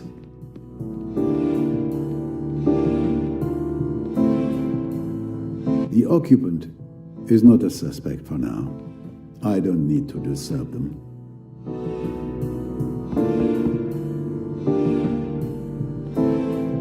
Good evening, Mr. Ferguson. Would you mind? I have a few questions regarding your schedule for this evening. I've already been questioned all day by the police. Is this really necessary? Unfortunately, yes. Mr. Pennington has been found dead here in the hotel this evening. Good God. Well, all his money won't do him any good where he is now, will it? I'm not interested in a character endorsement, monsieur. What do you plan to do after Egypt? I was thinking of, well, returning to my family. You've never mentioned your family. We're not very close, my family and I, but this time returning to England, the Virginia Water area. Do you know it? Ah, Virginia Water. In Runnymede? Quite lovely, I believe. You come from more affluent origins than you let on. Tell me about your evening. My evening? Well, after dinner, I stayed at my table for a while to enjoy that view one last time. After a while, I'd say around 8:30 p.m., I went back to my room. Did you see anyone outside at that time? I remember seeing Tim and Rosalie taking a stroll. Pennington was guzzling something down by the pool. Oh, and Hayashi and Mrs. Allerton were chatting in the amphitheatre. And then? Around 9:10 p.m., I wanted to smoke. I realized I'd forgotten my cigarettes at my table. So I went back down and ran into Miss Royce. She borrowed a cigarette from me. We smoked together, chatted, and she's quite a remarkable woman. Then we went back inside. How long did you stay there? Just enough time for a cigarette, about 10 minutes at most. After that, I didn't leave my room again. And Mr. Pennington, did you see him while you were smoking? No, we were leaning against the railing facing the pool. There wasn't a soul outside. Very well. Thank you.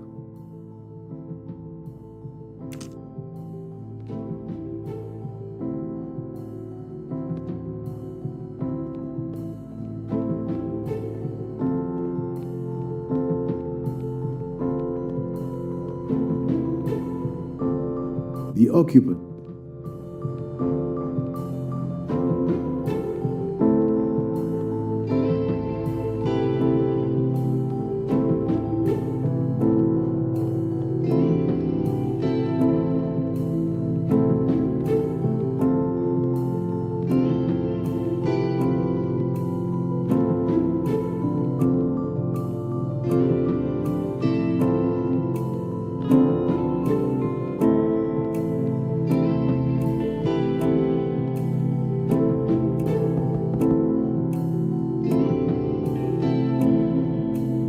Good evening. Sorry to disturb you at this late hour. Not a problem, Mr. Poirot. As you can see, I wasn't asleep. Is there something wrong? May I come in? Well, as you wish.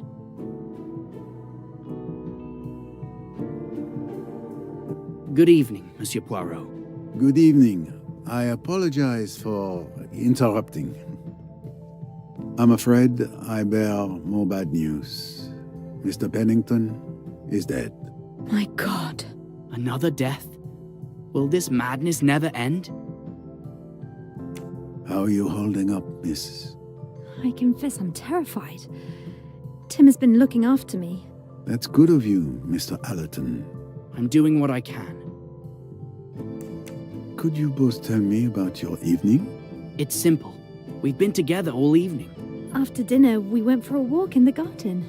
Did you see Mr. Pennington there?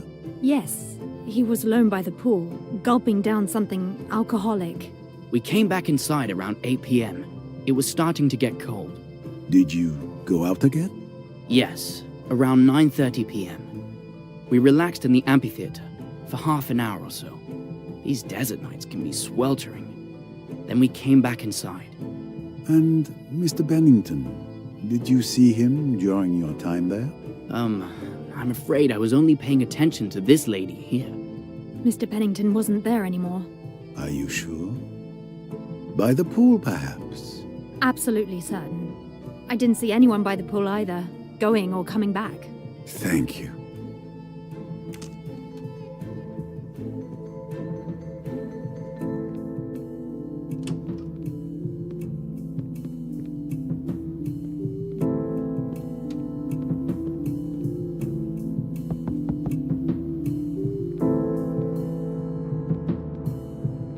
Good evening, Mr. Hayashi. Monsieur Poirot, what brings you here? More sad news, I'm afraid. Unfortunately, Mr. Pennington has died. Another murder? But surely you caught the murderers. How many can there be? Oh, in my experience, you never can tell. I assume you want to question me. Would you like to come in? Thank you.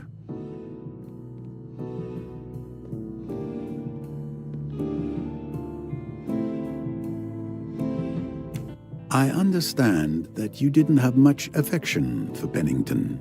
That's true, but to be glad about his death? No, that is not who I am. I understand. That's true. Can you tell me what you did this evening? After dinner, I went to chat with Miss Bowers in the amphitheater. Miss Bowers left, but I stayed for a while. Mr. Pennington was still there. I went back to my room around 8:30 p.m.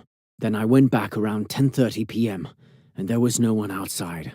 I went back to my room a few minutes later. I haven't moved from here since. Thank you for your testimony. At your service.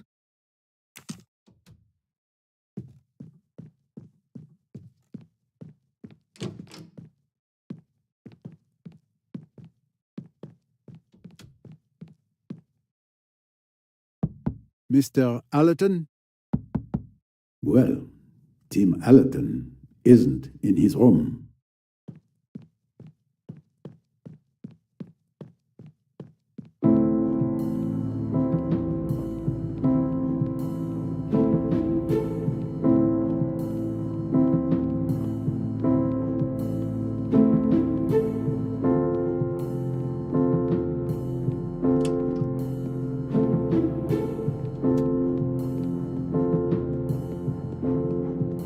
Miss Bowers, may I have a word with you? Of course, Monsieur Poirot. How can I help you?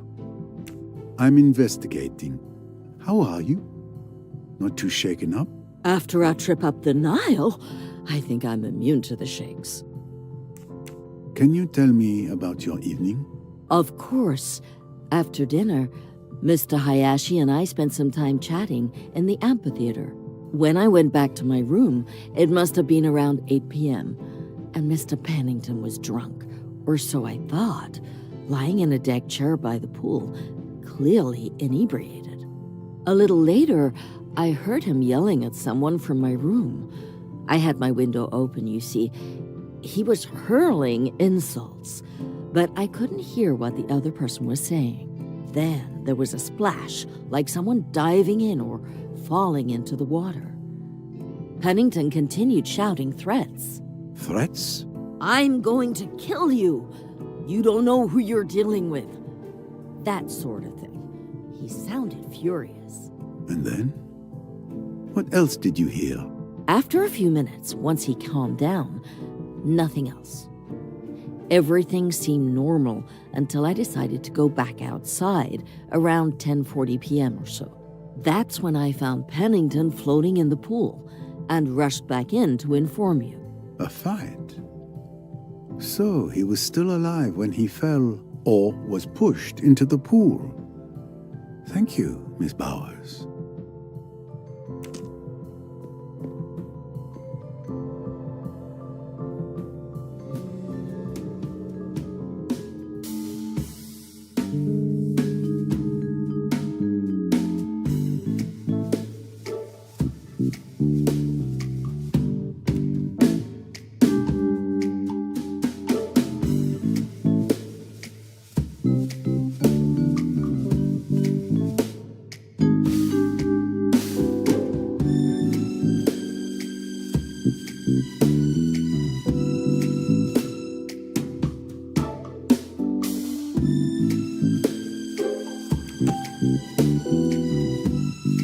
Someone is lying.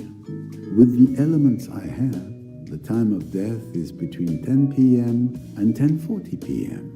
Bowers is definitely innocent because she didn't have the time to kill Pennington.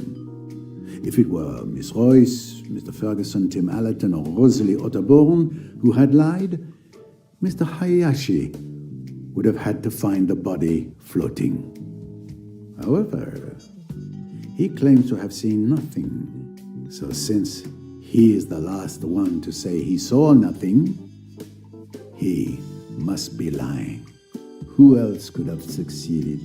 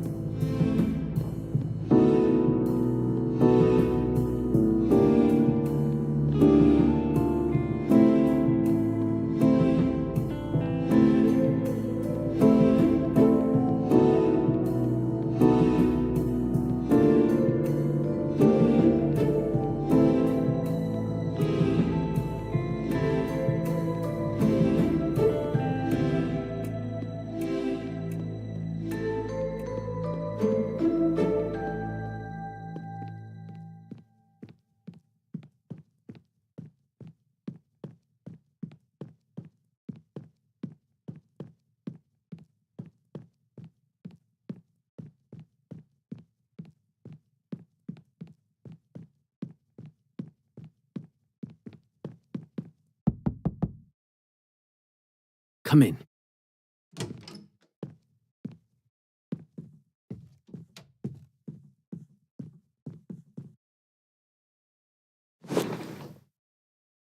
I understand.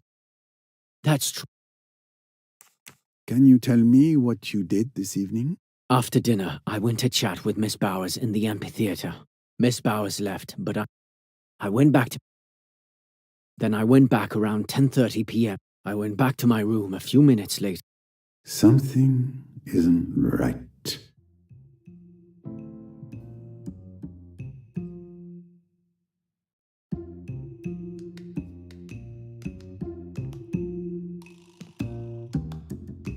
Sir, you are lying to me. Sir, I'm not.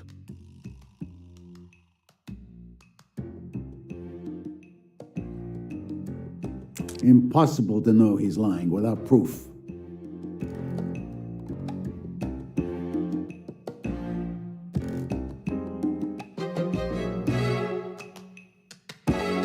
You claim to have seen nothing when you went out at 10:30 p.m.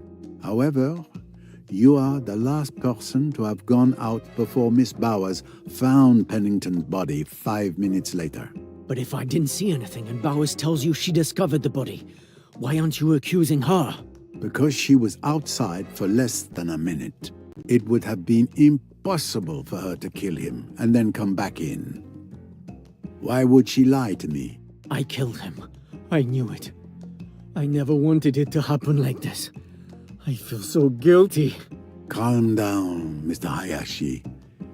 Give me everything from the beginning, and do it calmly. As I told you, Miss Bowers went back before me. But when I finally decided to head back up, Pennington started picking a fight with me. He was completely drunk, spouting rambling nonsense that I could barely understand. And the last thing I wanted was to put up with it. So, it was you that Miss Bowers heard from her room. At one point, he lost it and started to physically attack me. I pushed him away, perhaps a bit too violently. He fell into the pool. He was thrashing around in the water, insulting me and threatening me. I admit that the situation amused me, and I left him in the water. I went back to my room. He was still yelling when I left. I just thought he would get back out on his own. But in reality, he drowned. Are you sure he was alive when you left him? Yes, but around 10 p.m., I started having doubts and felt a little worried, given how drunk he was. I went back down to check if he was okay, and I found him floating in the pool. Because of me, he'd been there for hours. When I realized he was dead, I panicked and I went back up to my room. Even though he seems honest when telling his story, some things don't add up with what I've discovered. Let's go over his testimony again.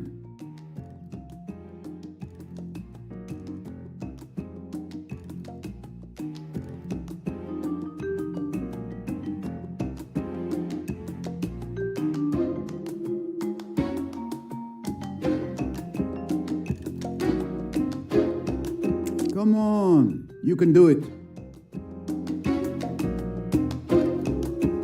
I don't think so.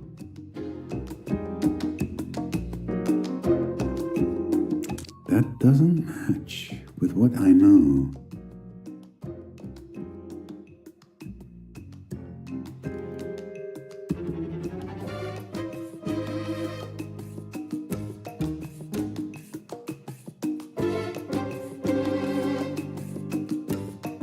Mr. Hayashi, you told me that Pennington drowned. I can assure you that he died from hitting his head on the edge of the pool. I don't understand. He didn't hit his head. I pushed him into the water. And there's more.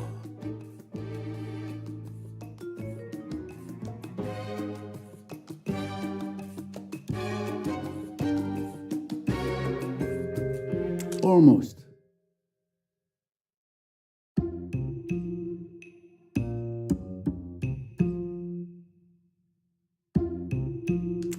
That's almost it. That doesn't align itself with what I know.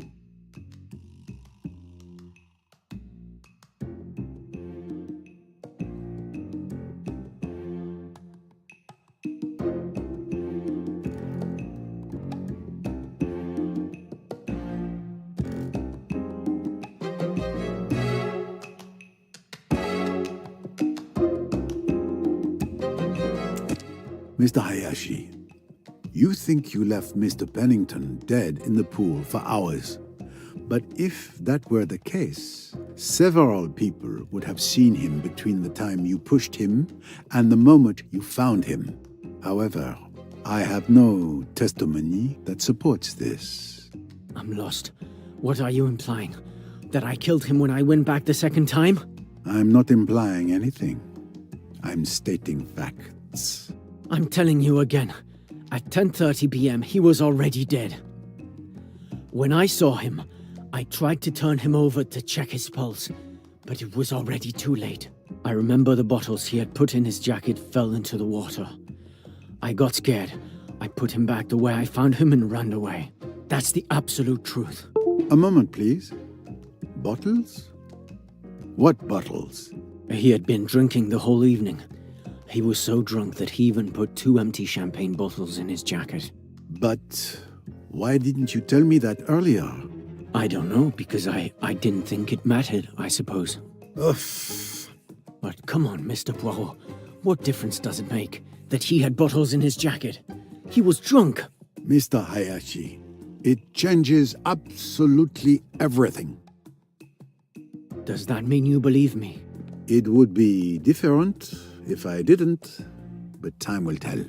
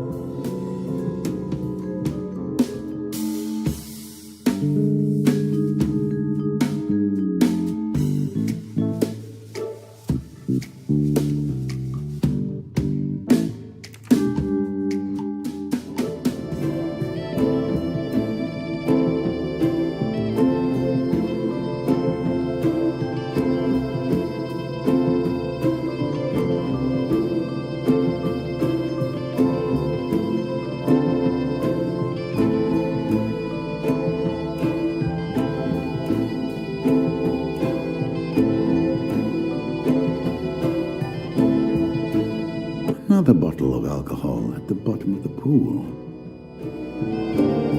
This bottle. What do we have here?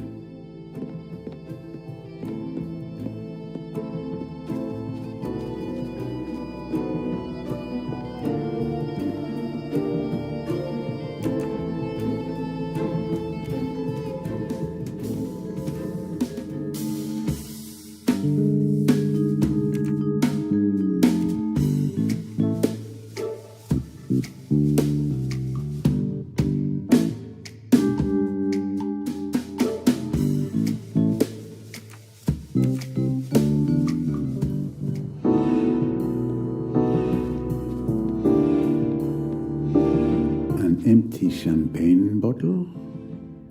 Can one human being truly consume that much alcohol?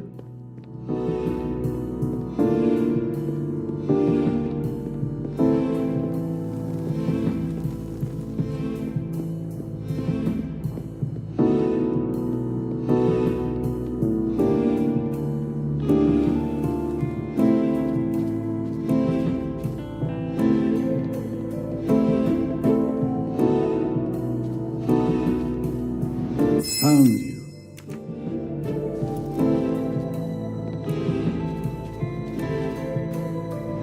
Found you.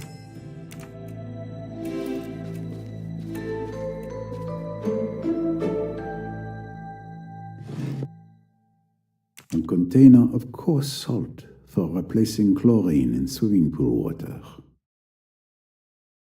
A container of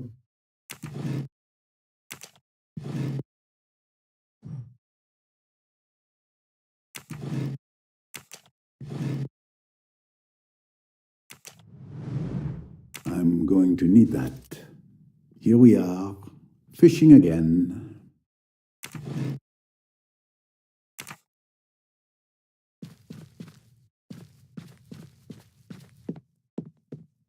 Another bottle.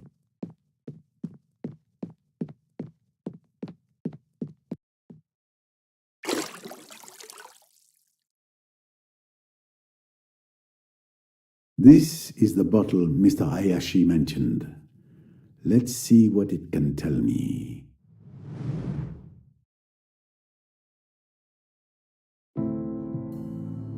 There's a white residue at the bottom. It's salt, without a doubt.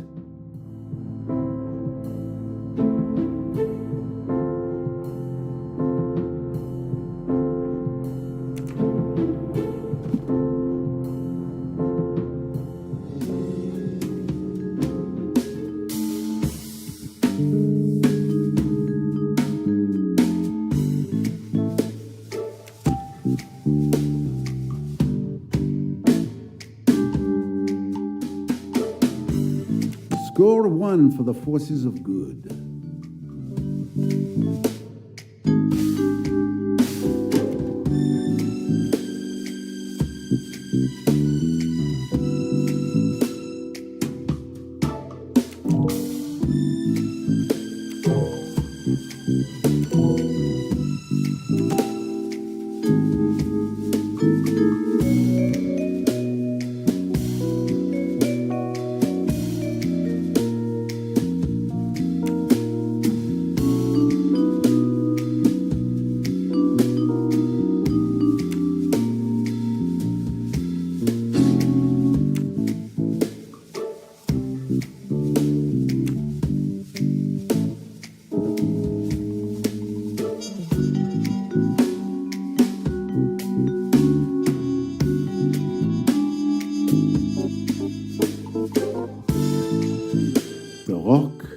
Heavy enough to sink the body, but it won't let the body rise to the surface after a while.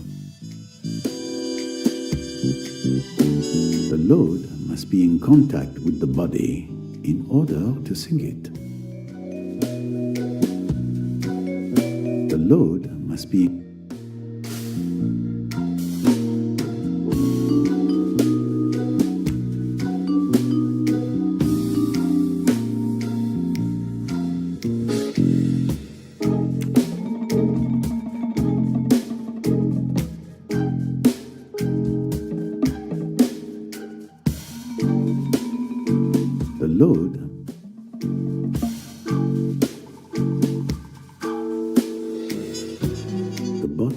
filled with salt were used as weights to sink the body.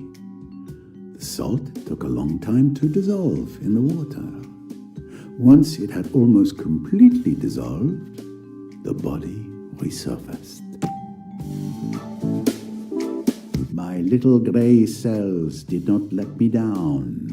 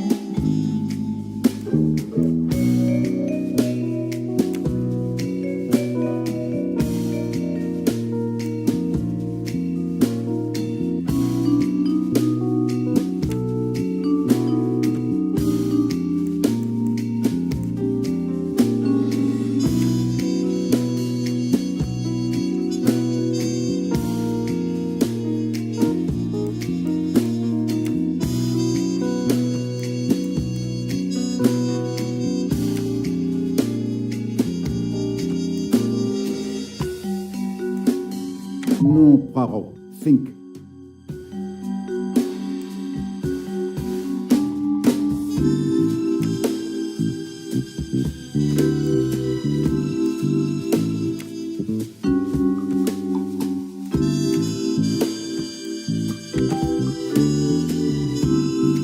That explains why several witnesses didn't see Mr. Pennington around the pool.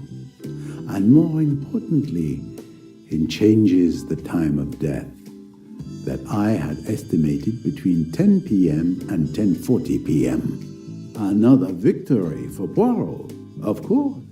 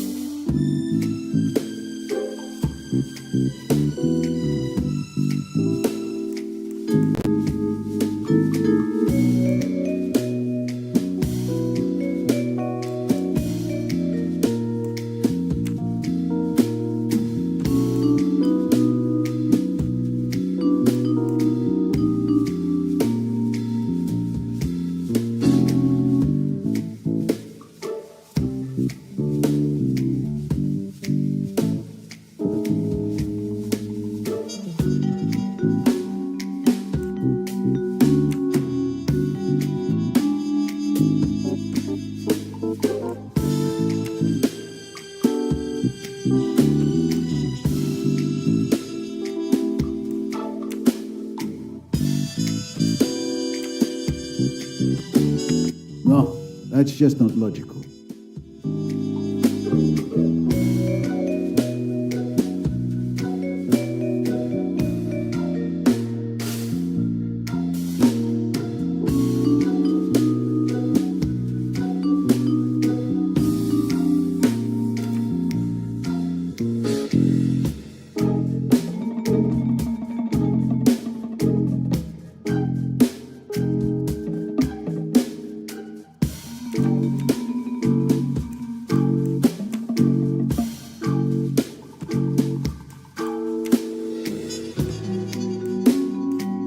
Don't give up, Poirot.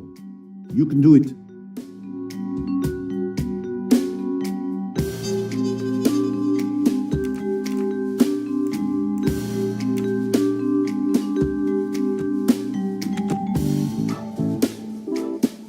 So, Mr. Pennington was killed after Mr. Hayashi argued with him.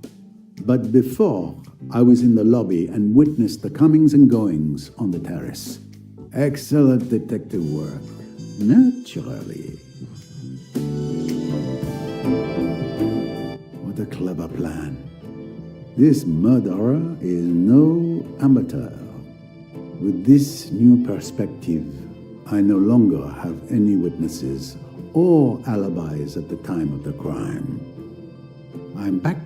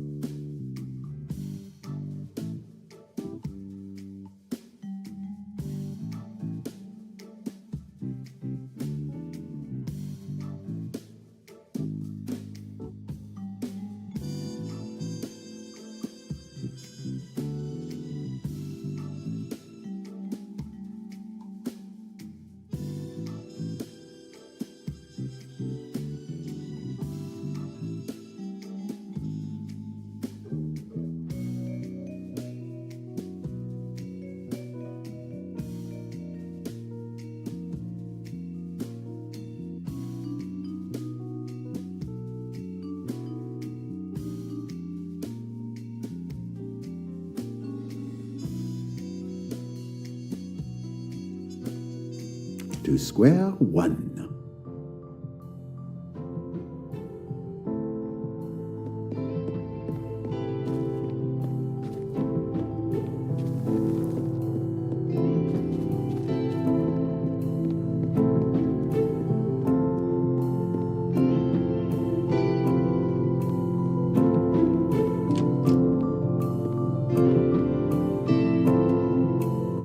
Mr. Poirot, I was looking for you.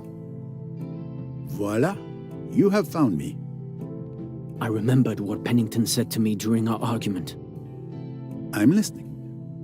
At the time, when he threatened to kill me, I didn't understand. But the more I think about it, the more I believe it's important. Tell me everything. He said to me, "Stop sticking your nose in my business. You're lucky Richetti isn't around anymore. He would have taken care of you." Well, it seems like Pennington and Richetti knew each other, doesn't it? It does, indeed. Thank you, Mr. Hayashi. Glad to have helped you. Pennington murdered. Pennington and Richetti knew each other. The clues are coming together.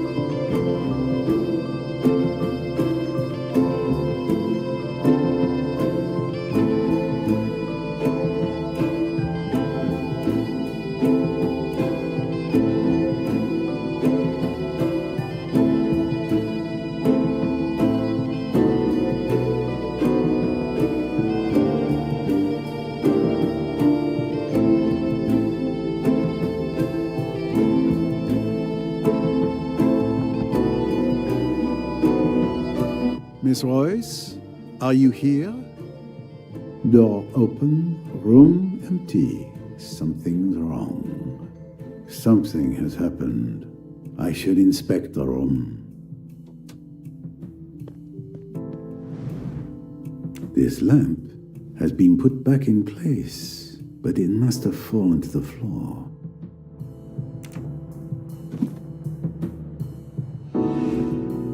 Clock is broken. Stopped at 8:53 p.m. Miss Royce taped some things to the wall. Evidence cards, clues. What did she discover?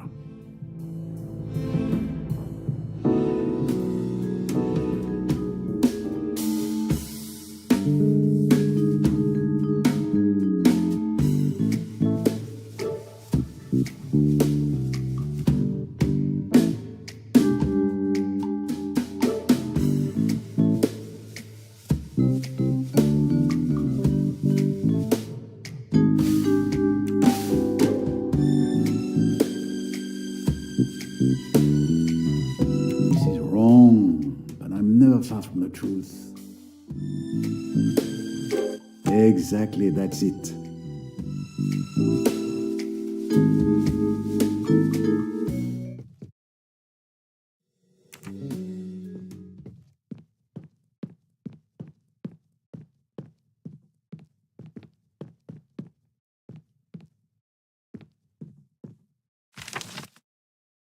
This document must have come from Richetti's satchel. But where is the rest? And where is the satchel?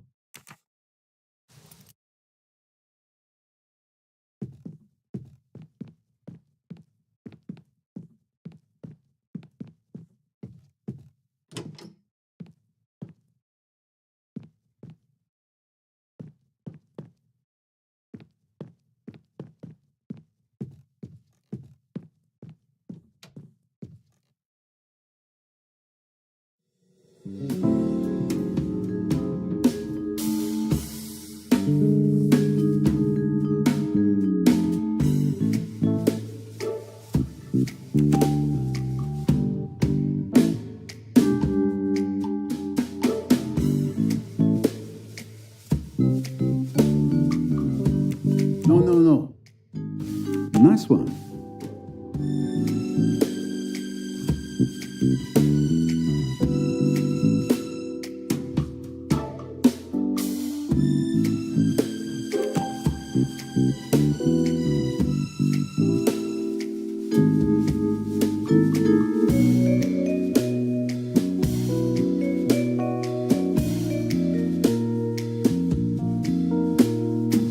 No.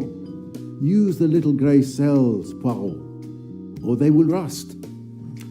Chapeau.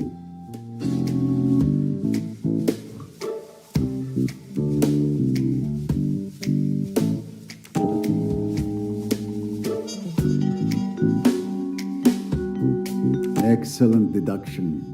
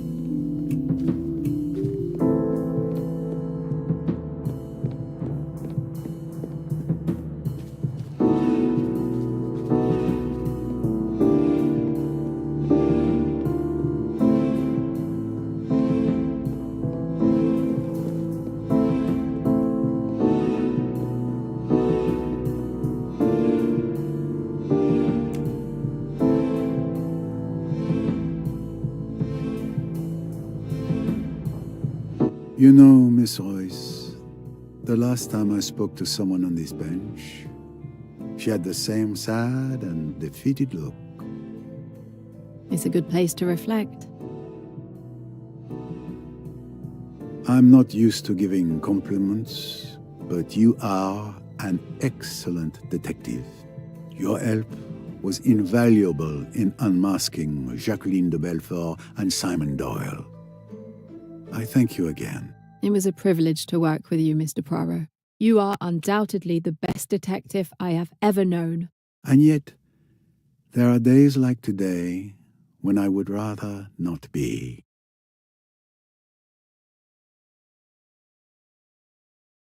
I really hoped I could spare you this moment. You neatly threw me off the scent. The idea of the salt bottles was quite clever.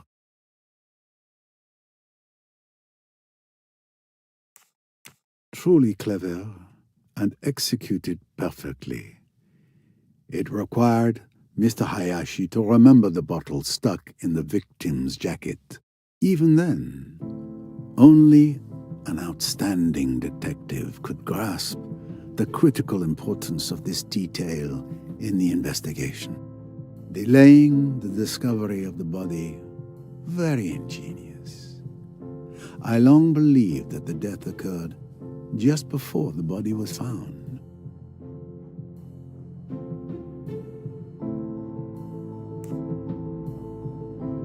You made it seem like the murder occurred much later, thereby creating a rock-solid alibi for yourself at the time of the body's discovery. One must appreciate the irony, as it was I who inadvertently provided you with that alibi by inviting you to play chess. But I suppose you wouldn't have had any trouble finding another way. And you also needed someone who could testify that the pool was empty when you were there.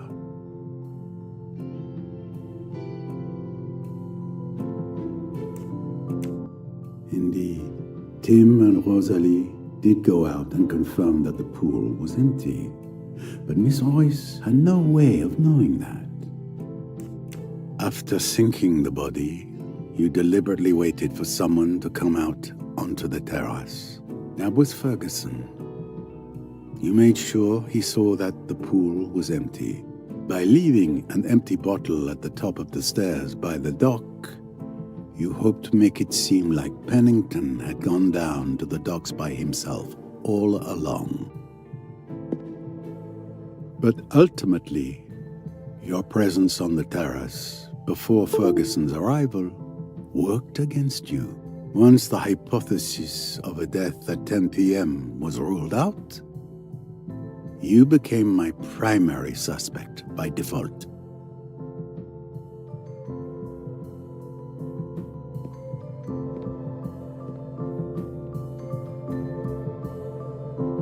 You know, the how in a murder is important. But for me, the key point is why.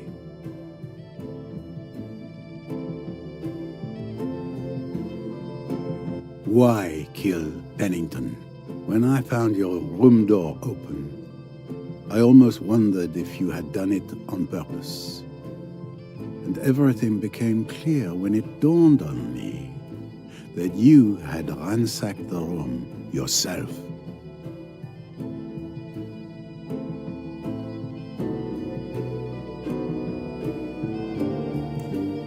My theory is that you discovered something in Ricchetti's papers that made you furious. But I couldn't verify it because you made the documents disappear. I imagine that they must now be at the bottom of the Nile, along with Ricchetti's satchel. The river bottom was a very popular dumping ground throughout this case.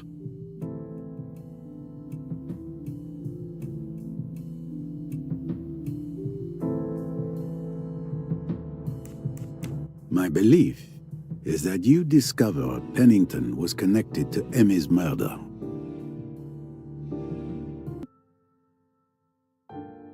When I realized that, I lost it. Explain to me what happened. Don't try to humor me, Mr. Poirot. I know very well you've already figured it out. Perhaps, but I'd like to hear it from your perspective, if you would indulge me. Very well. When I realized, I lost it. I turned my room upside down, ripped everything apart. I stormed downstairs to find Pennington. He was completely drunk and laughed in my face, mocking Emmy when I confronted him. He said I could never prove it. But of course, it was never my intent to prove it. I pushed him with all my strength. He fell on the edge of the pool and that was it. Flesh hitting concrete. It's a shame he came to that. I'm sorry. I could say I never meant to kill him, but in truth, I don't regret my actions. I suppose you're going to turn me into the police now?